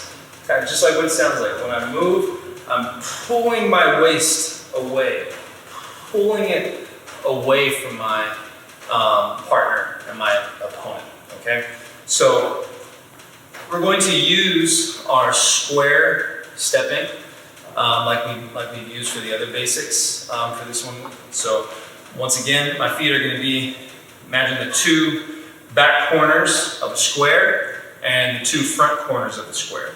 Now, this time, instead of starting with my feet at the two back corners like we did in Beibu and Gaibu, back step and cover step, I'm going to start with both my feet on the side corners, right? The ones to one side. So here's one corner, another, and then there's two more over here, running parallel to where I'm standing right now. And you want to think of it as that you're on you're open to the inside of this square, okay?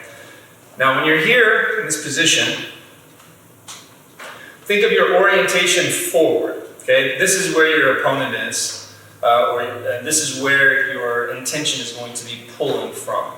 So pulling waist step, I'm here on these side corners of the square. I pull my waist back onto my back foot, bring my right foot in and kind of circle it around to the other corner and square up in position. That's this finishing strong, stable position. So once again, I'm here, I pull into position, okay? So this is where we get the pulling waist. Pull, this foot is going to create a kind of a J almost to this other corner there in the position. Now, let me do actually a profile so you can see here, pull and down. Do it from this direction, pull and down. You can see it from this side too, pull and down, okay? Now, a few things to remember, that this front foot has to circle around. Imagine like there's something in the way right here. There's something in the way. You can't just step across to get there. You have to pull around into position, okay? Next, remember this is pulling waist. So when you do it, you don't want to leave your waist behind. Imagine that there's a rope tied around your waist to something in front of you, and you're using your waist hands-free to pull whatever that is. So you have to pull it, right? Pull it with the waist, bring the foot over. The back left leg has got to be very stable, right? Whichever the back leg is, it could be left or right, depending on which side you're using this on, has to be very stable. As you pull, because this weight's going to be on the left, as you circle it in position. And as soon as that right foot, that other foot hits the ground, you're down. So, pull from the waist, leg circles Don't raise up. You have to stay low. Here. Okay? I have this kind of forward lean. All right? Do it from this side. Here. Pull down. Okay? Pull down. Facing this way. Pull down. Now, the stepping like in Bei Quan can be done left, right. So if I do it from the side, you can see I can pull, boom. I drop my right foot back, now my left foot's forward. I drop my left foot back, now my right foot's forward. Here's my orientation. Down. Okay? Now, when you end up in your position here, you can't be straight up. Okay, you got to be down in a very athletic position. La Yao Bu is used when you're pulling your opponent almost all the way to you. If you remember, Gai Bu is used when you're going almost all the way to your opponent. La Yao is used when you're pulling him all the way to you. This is used a lot if your opponent is reaching for a grab, is leaning forward, or is moving forward to chase you. You can pull him in to position for a throw, okay? But you have to be quick, relaxed, and stable when you find that position. Because you're gonna be pulling him into you, and he's gonna either hit on the shoulder, or you can pull him into lots of different techniques actually, using La Yao. It's a very useful stepping pattern that many techniques can be performed with. Now, but where does that power come from, right? That's why it's pulling the waist. I can't do this to pull him. If I do this to pull him, I use my hands, then my waist is not in position to come for the throw. I have to have a connection with the hands and use the waist to make the person move by having that connection. And then once he's there, then I can use the rest of my power from my legs and waist and my hands to finish the technique, okay? So La Yao Bu is a very useful technique to practice, but it takes a little bit of time. You have to develop softness in the waist, strength in the legs, and coordination in your movement. And as you progress in your training practice, there's gonna be lots of techniques that we practice and work on with La Yao Bu, right? So you're gonna get lots of opportunities to practice, right? So for now, just like the other ones, 20 to 40 repetitions here, right? Down, step back, down, down,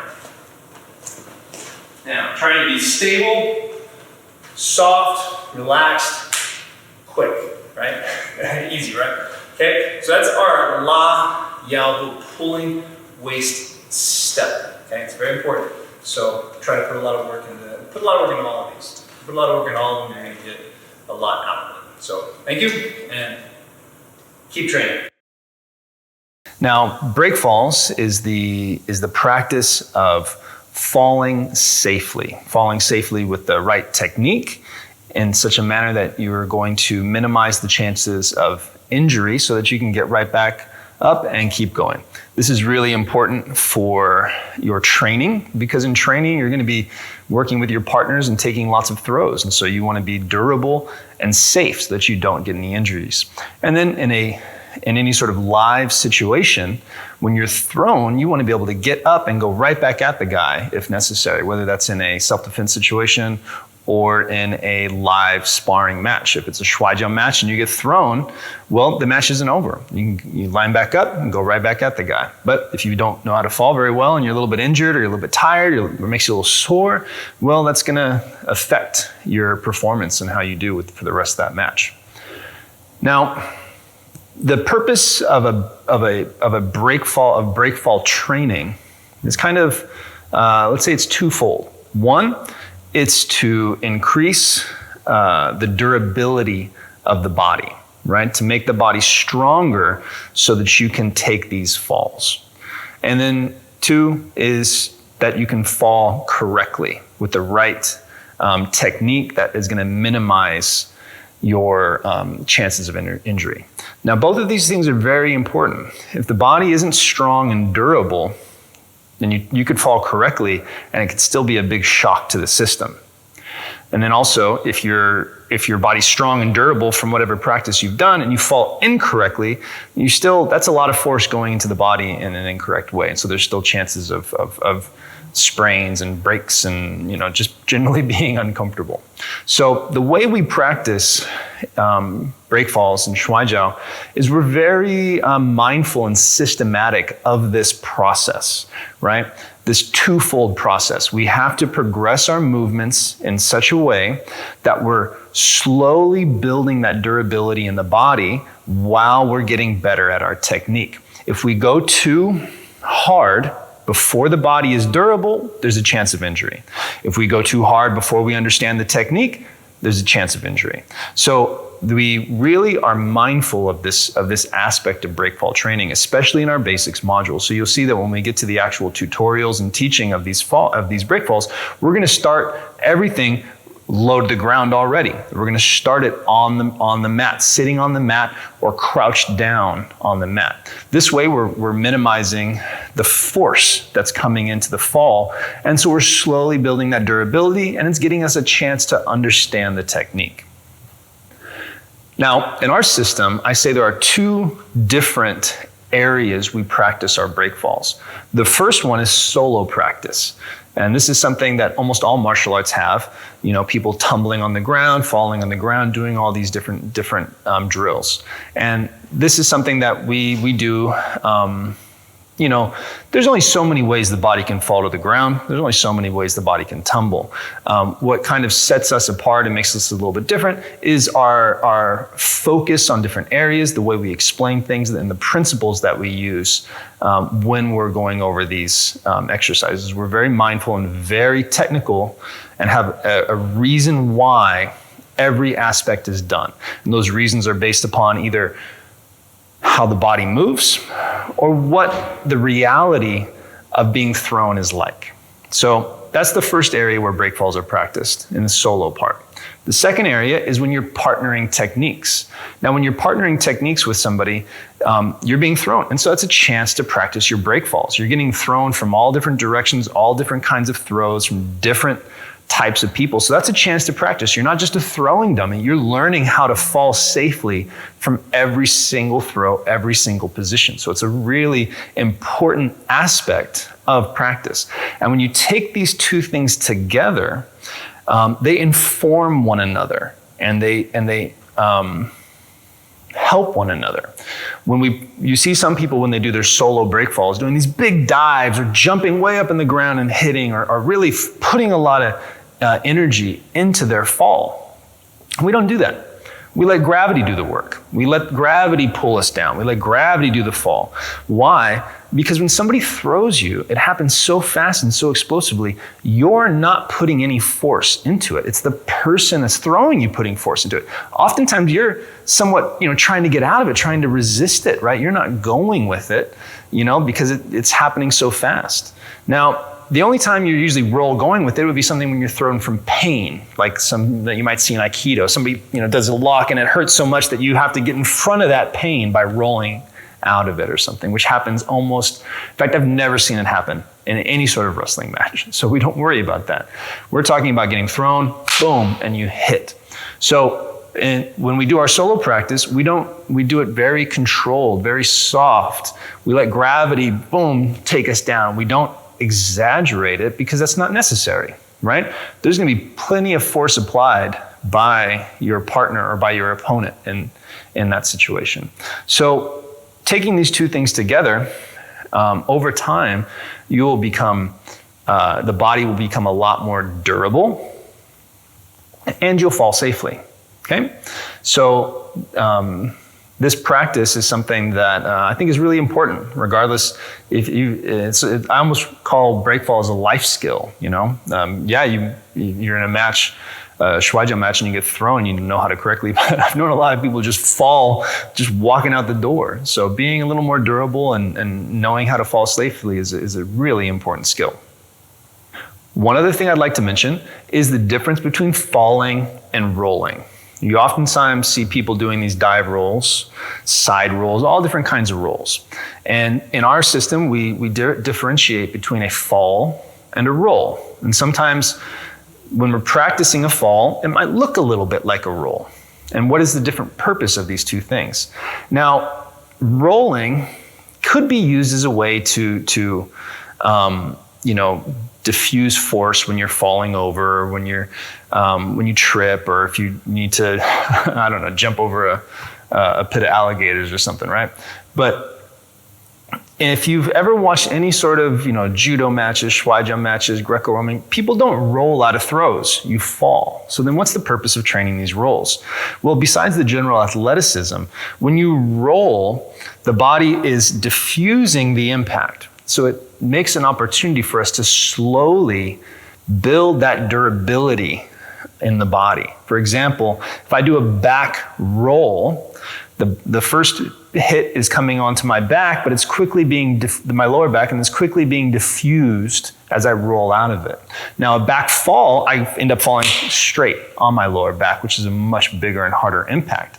So that back roll becomes a kind of an intermediary step into building that durability and that strength. And it also allows you to really feel where the force is supposed to impact, because you're doing it slowly so you can be more mindful with it. So as we practice, you'll notice that some of the things we do, we refer to them as falls, and some of the things we do, we refer to them as rolls. And we will discuss and be very clear about what part of the body is making contact, why are we doing it in this manner, and what's the purpose of it? What area are we trying to strengthen, and how do we keep ourselves safe and protected? So this is Sonny Mannon from Guang Shuai Jiao, and this was a short little introduction on the breakfall practice in our basics module. Today we're going to learn our basic back fall. This is part of our breakfall practice, and since this is the basics module, we're going to be doing this in a very, very simple way. So remember, our purpose of training breakfalls is to learn how to fall correctly and to build the durability in the body. Now, both of these things, the goal is to keep you safe, keep you from being injured. And so to do this, we don't want to start off by going too exaggerated, too forceful with our movements. And plus, this is our solo practice. So solo practice of our breakfalls should be done softly, relaxed, using gravity as kind of the teacher, right? So back fall. Now, this is our back fall, but we're going to train it first as kind of a roll. Even though we're not going to roll over into a complete back roll, we're going to be rolling in the right way. So what do we want to remember? What are the key points for our back fall? First of all, we're learning to strengthen here, our lower back. This is where a back fall will take place, and we're trying to strengthen this area right here, basically our lumbar spine, okay? Our lumbar spine. This is where the impact will take place. If you fall on your tailbone, it cracks, right? So this is why we want to work on strengthening this area so you can learn how to take falls. These muscles that go along the lower back are very, very strong, and there's a lot of them. So if you learn how to strengthen and get this area durable, you should be able to take falls on your lower back pretty well, okay? So starting off with a back roll, we are learning to fall and roll on this area and starting to build that durability and awareness of that part of the body, okay? So the position that I'm gonna have you start off in is sitting, knees tucked in, okay? The main things you want to remember first off are tuck your chin down. This is really important, tucking the chin down, keeping it tucked. Also, the knees should be stayed pulled up to the chest.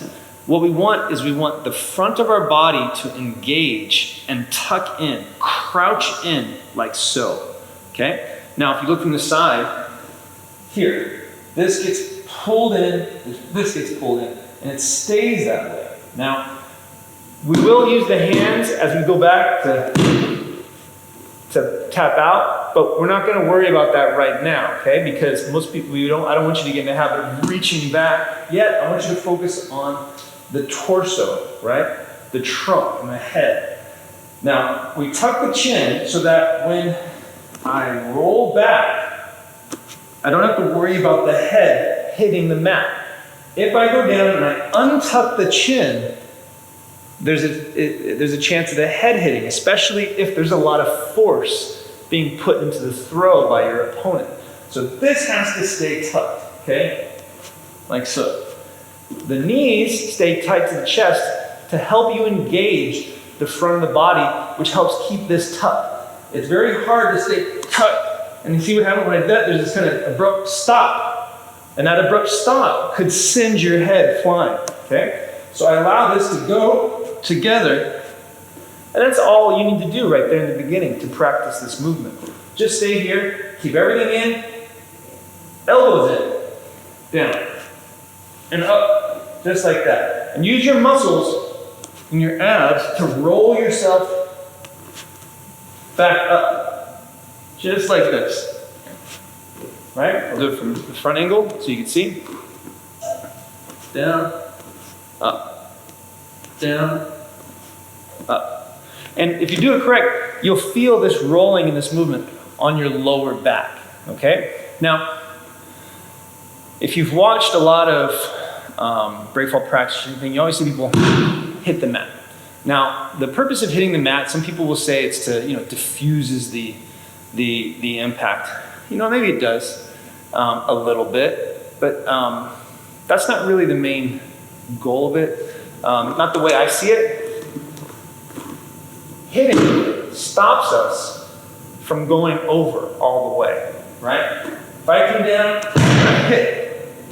That's slowed my momentum, so I don't go all the way over and hit my head if I'm throwing really, really hard. So as I go down, I hit. I go down, I hit. And that helps me stop my movement. Now, the timing should always be the hands hit after the body. It might be like just a tiny little bit after, but it's always after. If you have the habit of reaching down, well, that's how you sprain wrists, dislocate elbows, all kinds of stuff that is not fun. So when you're first starting your practice of your back falls, I want there to be a big delay between the body rolling down and the hands hitting. Just like this. Here, down, hit. Down, hit. Down, hit. Now, you can see that where I'm hitting is down here close to the body, right? I'm not opening like that. Why? Because I don't want to put any extra momentum or energy into that direction or me going that way, okay? If I'm being thrown and I'm working with a partner, he's doing all of the momentum, and your hands will naturally come back a little bit because of his momentum, not because of yours. And since I'm trying to stop me going that way, you don't want to, this is going to be beside the point, okay? So it's really important that we just allow gravity to do the work, let us drop down, and then here, it's like my hands drop. But I just add a little bit to it, down. You're going to be hitting with the underside, palm down, underside of the arm. You want to actually make contact with the whole forearm and palm, not just the hands, right? But the whole forearm from the elbow down. Maybe if you can see it better on this side. As I go down, you see? All the way. This is all on the ground, nice and relaxed into that movement, okay? So this is how we begin practicing our break fall, our back fall, right? By just doing this roll, slowly doing this roll. As time goes on, we'll introduce some progressions, how we can now do it from a kneeling position, then a standing position, and then finally with a little bit of a fall, an actual kind of gravity dropping us down. But we want to build slowly to this. Probably to do it safely, where you're gonna build strength and skill and not have a risk of injury, is gonna take, I'd probably say about 6 months. And which is not that long a time in the greater scheme of things, right? If you can put the time in the first 6 months, and then all of a sudden you're strong and you're durable, well, now you can go and start partnering techniques and working on stuff, and your training is going to be really safe and productive, right? Because anytime you get injured, that takes away from training time. It takes away your ability to get out there and practice. And so if you've ever had an injury from whatever, for whatever reason, you know how frustrating it is that you can't go out there and do the things that you want to do. So be patient in the beginning, put the time in, and do it right. Okay, I'll give you a few more examples to see, and then there will also be a demonstration video going over these as well. So from this angle, chin's tucked, knees tucked, roll down, staying on the lumbar spine, maybe coming a little bit into the part of the thoracic, but not much. Here, using your abs.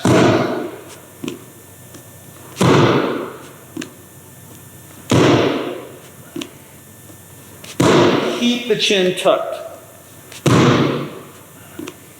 like so. Now, there you go.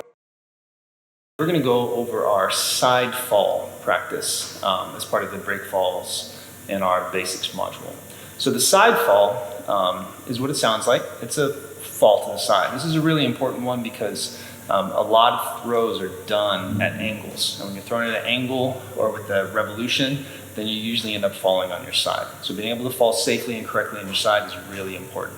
Remember, we're learning how to fall correctly and slowly building the durability of the body. And in our basics module, this means that we start from the floor. We start from the floor. Okay, this is important because we don't want to put too much extra force in this. We want to let this build slowly. If we take our time right now and put in the work, then you'll build durability and the correct technique very quickly, which means that you can progress into the next stage of breakfall training, which is being thrown with a partner. And any sort of injury that you get from going too fast or trying to move too quickly or put too much force into it right now is just a delay in your training. So let's remember that. So side fall. So this side fall, we will be doing a little bit of a roll into it because this is our basics module. But as we progress on and we get progressions to this, you'll be learning some different ways to do it. That'll be a little bit more, have a little bit more energy behind them, right? But once again, we're not putting our own energy into it. We're letting gravity do the trick. So that means we just raise up a little bit. That means there's more gravity pulling us down. But we're not actually forcing ourselves down. So side fall. Our side fall is learning to take falls from the outside of the hip and butt up the side of the body, where the obliques are, the ribs, and a little bit of the shoulder blade down in this area. This is where we're wanting to take that fall. So it's not a back fall. You're not falling on your back. You're falling on your side. Okay? So that's the area that we're trying to strengthen. So just like in our back fall, we start here sitting, knees crouched in. Now, same thing. Tuck the chin. We want to tuck the chin because this is what protects our head. Okay? Now, when we go, now we're going to kind of allow ourselves to drop to the side. And as we drop to the side, once again, I'm going to pull this hand away. I don't want to worry about hitting yet, because first we want to work on the body. So I tuck the chin, I pull the side, and I let myself fall. I'm not going to fall at a right angle. I'm going to fall at a bit of a kind of 45. If this is 6 o'clock and this is 12 o'clock behind me, right? I'm falling at about 10:30 or so. Okay? Now, or, however you want to figure it out, 1 o'clock or 12 o'clock, 6 o'clock, right? However you want to figure it out. Or by degrees, 90, probably about 135 or so, if you want to be specific. Okay? So I'm here, I pull this, I fall, and my leg comes over. My opposite leg comes over so that there is a split here. You can see that this arm is pulled up, my shoulders are stacked. You don't want the shoulder open like so, okay? The shoulders are stacked, right? Come back up. I'll do the same side a couple times so you can see it. Chin stays tucked, hand comes in. I start to roll at that angle. I let the legs split, okay? Do the other side.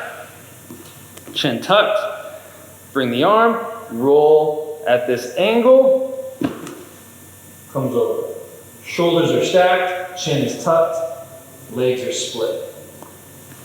Now, why is this important? First, chin is tucked so that when I fall, my head doesn't go boom and hit the mat. I keep the chin tucked, all right? Shoulders are stacked because the force is going to be coming like this. If you end up here, then that's incorrect, right? You're going to end up falling on your back and the body is twisted. It's not going to be good for you. It's not going to feel good. Shoulders are stacked, okay? Legs are split because you don't want the joints here to hit, okay? This can be very painful. So when you get thrown, you want to get in the habit of splitting the legs. They can be split like this or sometimes like this, or even with the knee up a little bit, just depending on how you fall. But whatever you do, you want to make sure that they're split. So we're going to start this way. All right? Now, we're going to add the slap into it. Now, once again, we're going to have a very distinct and clear break and pause between the slap and the fall, right? So first I fall and then I slap. So I go here, arm pulls, tuck the chin, fall, and hit. Now, just like in the back fall, I'm keeping this kind of tuck a little bit, so my front of my body is engaged. I'm not relaxing and opening like so. I'm engaged here, right? Let me show you again from this side, and then I'll switch angles and do it. So, going to the other side, comes in, stays tucked, fall, and slap. Shoulders are stacked, everything's where it's supposed to be, right? Then change angles. Here, tucked in, arm comes to the side, fall, slap. You can see the angle, it's close to the body. Once again, I'm not throwing it out. I'm keeping it here because this helps me from stopping this kind of movement going over, which is gonna be very uncomfortable. So that helps stop that. Shoulders are stacked, split here. Once again, I'm hitting with the complete bottom of the arm. Like so.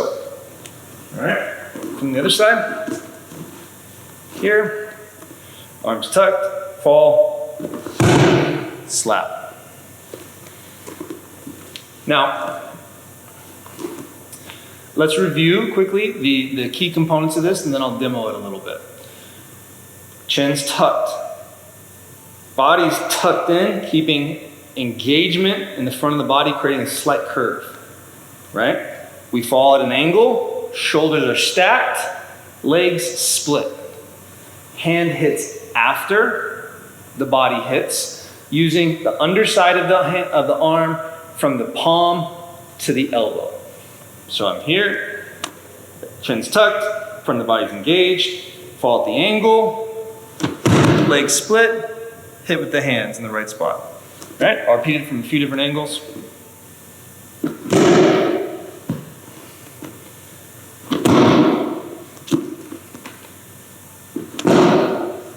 This side.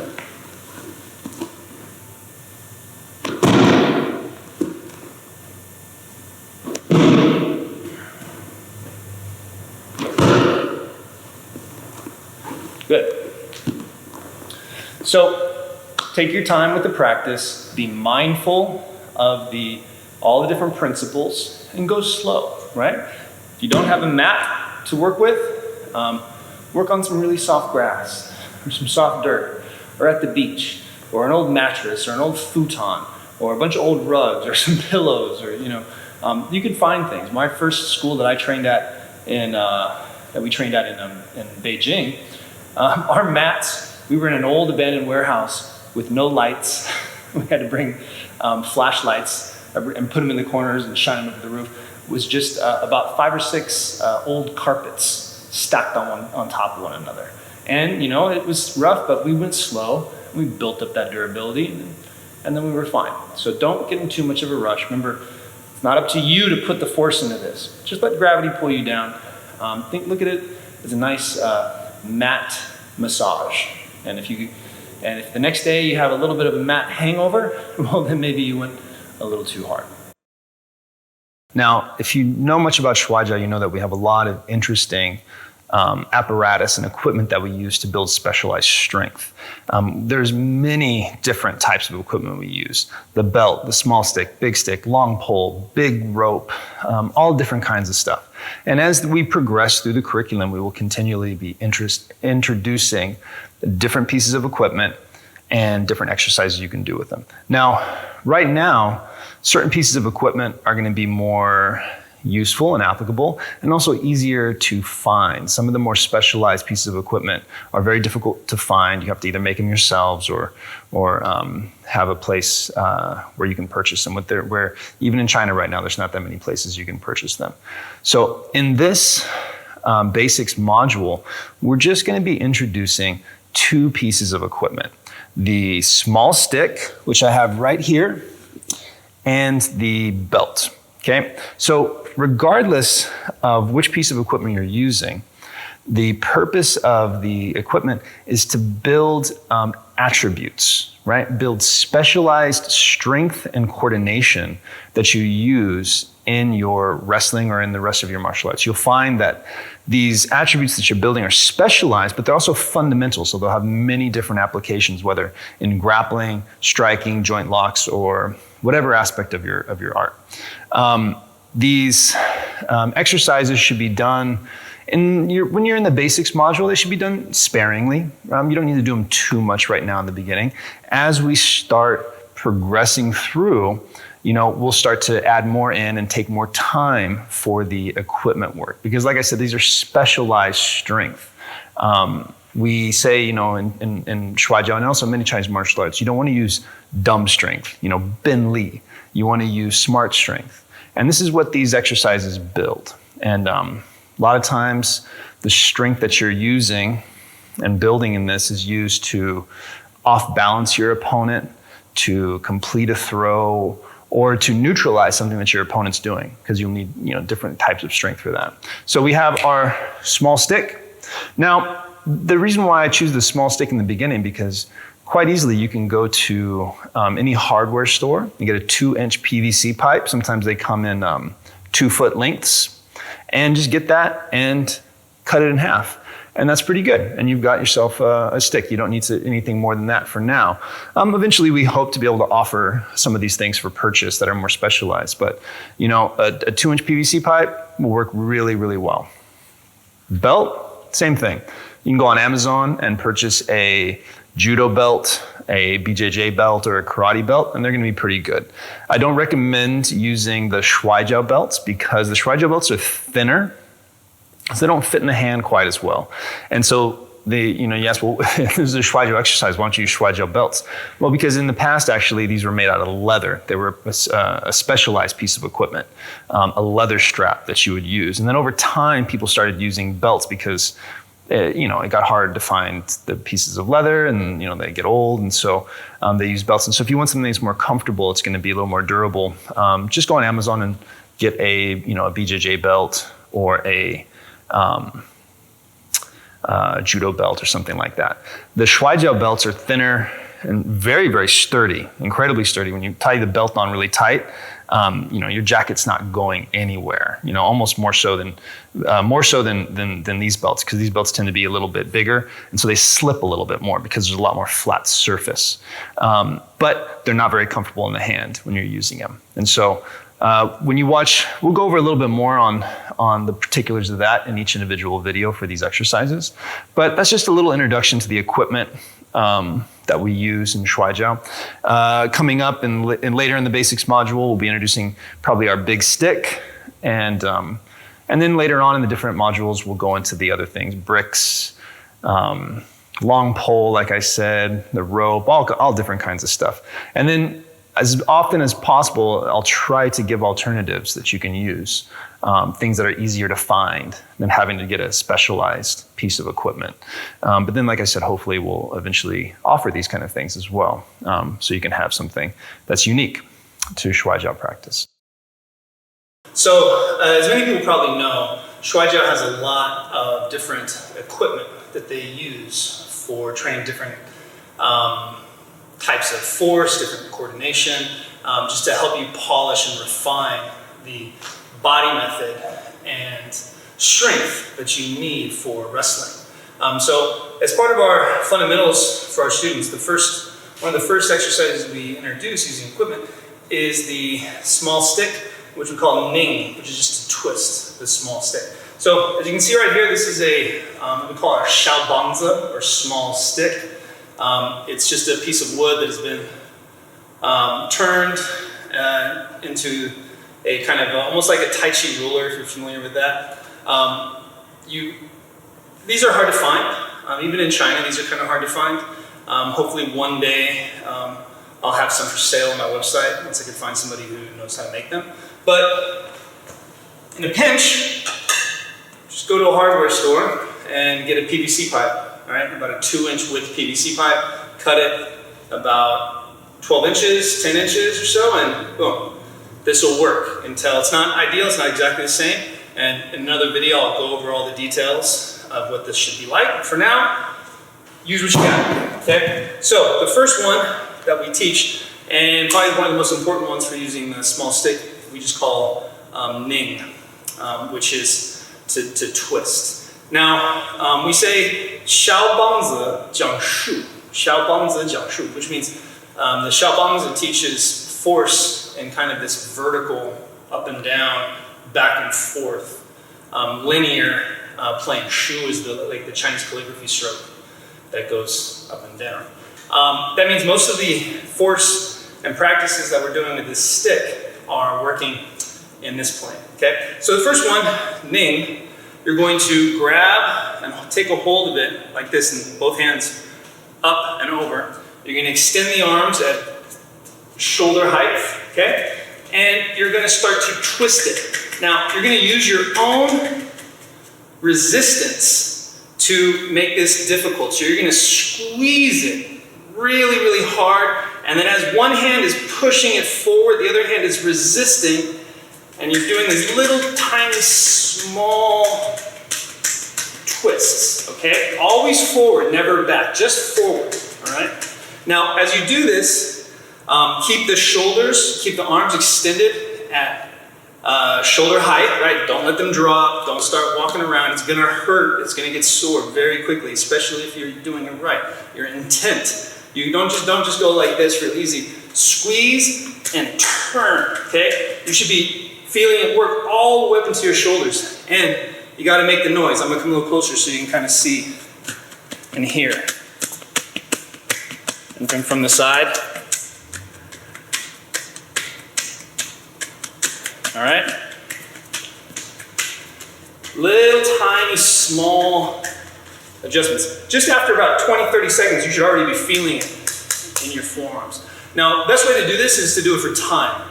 Start off with 20 seconds or 30 seconds, going as hard as you can.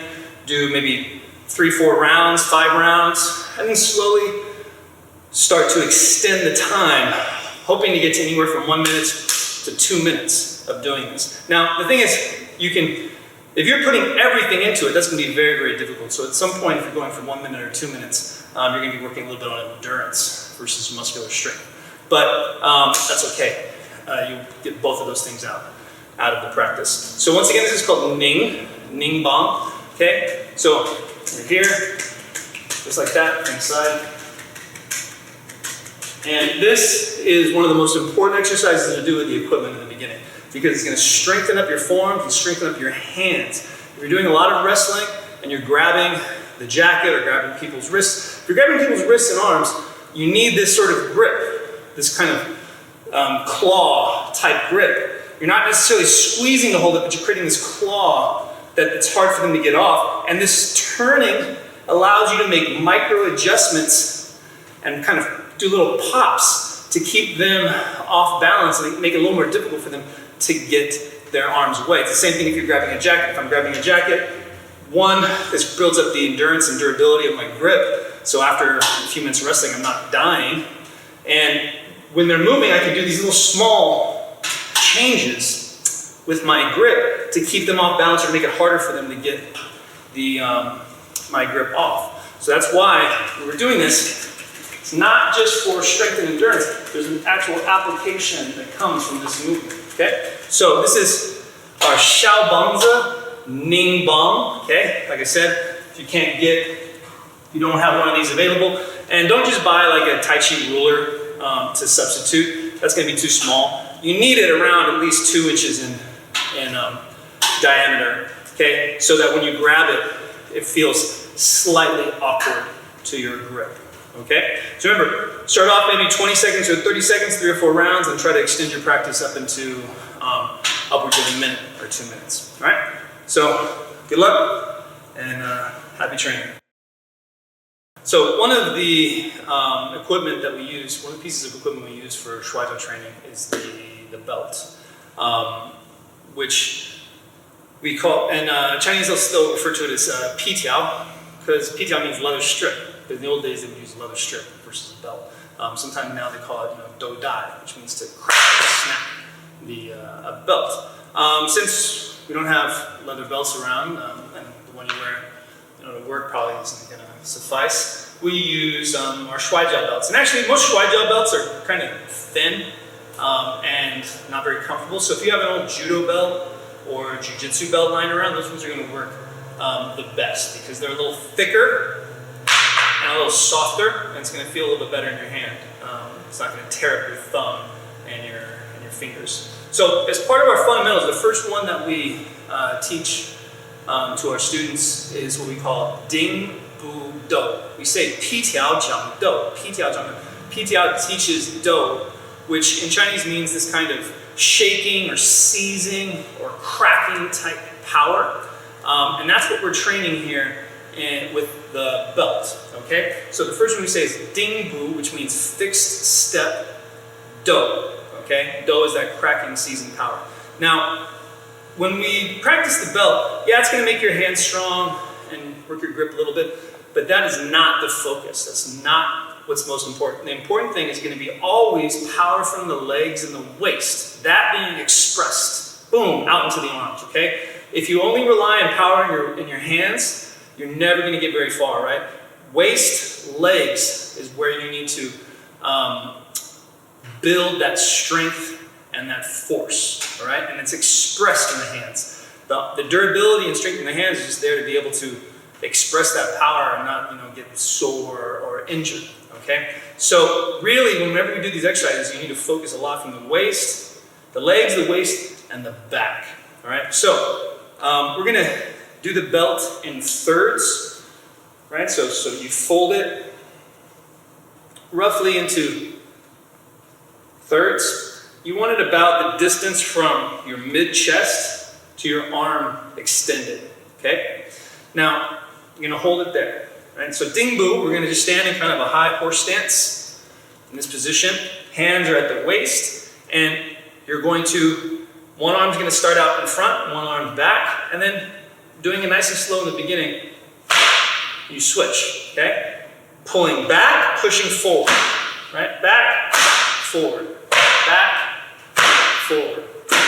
Okay? Now, if you watch, you don't want this just to be from the arm. You're not just doing, that's only arms. That's not going to get you too far. That's going to build actually a lot of tension and tightness in the body, which is going to go against what you're trying to develop, which is this soft, whipping power. Almost like you take a whip and you crack it. Boom! You want it to be soft, and as it ripples, at the end, it snaps and becomes hard for that strike. Okay? So, if you can see from the side, I'll give you a couple different angles. When I do this, there's this turning from the waist, right? Turning from the waist, and that turning from the waist snaps it out. Like that, right? Turning, okay? From the back, right? Nice and slow, see like this. Then from the front.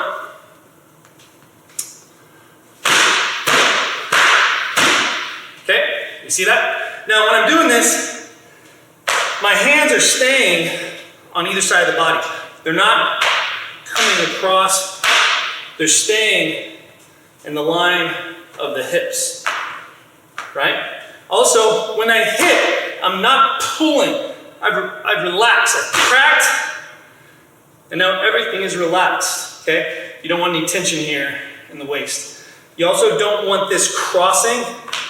Some people do that. Just straight out from the hip. Boom, boom, boom. Relax from the waist, the legs, through the back into the arms. That's what's important.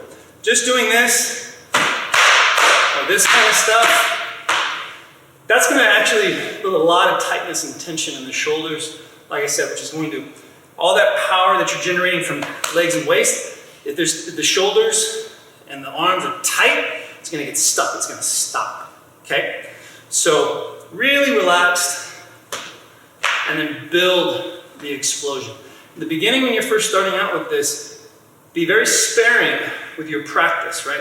Don't do 100 repetitions your first day. This puts a lot of stress on the thumb, okay? Because when you're holding it, you snap out, there's a lot of pressure here on the thumb and then at the wrist. So slowly build up. Maybe start off, for a month, 3 sets of 10, then add a little bit, 3 sets of 20, and then slowly, you don't have to go too many, right? Because this is explosive work. We want the quality of each repetition to be high. We don't need volume, okay? We need the quality. So doing 100 repetitions in a row is going to cause way more damage than the benefit that you're going to get out of it, right? So you don't have to go any more than, let's say, 20 repetitions at a time. Even that's going to be pushing a little bit. Sets of 10, and just increasing how many sets of 10 that you're doing, and trying to really focus on this explosion, right?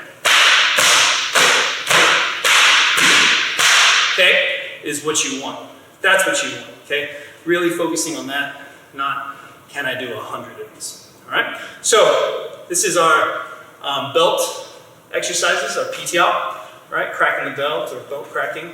Remember, from the waist and the legs through the back. It's not really here in the arms and the hands, okay?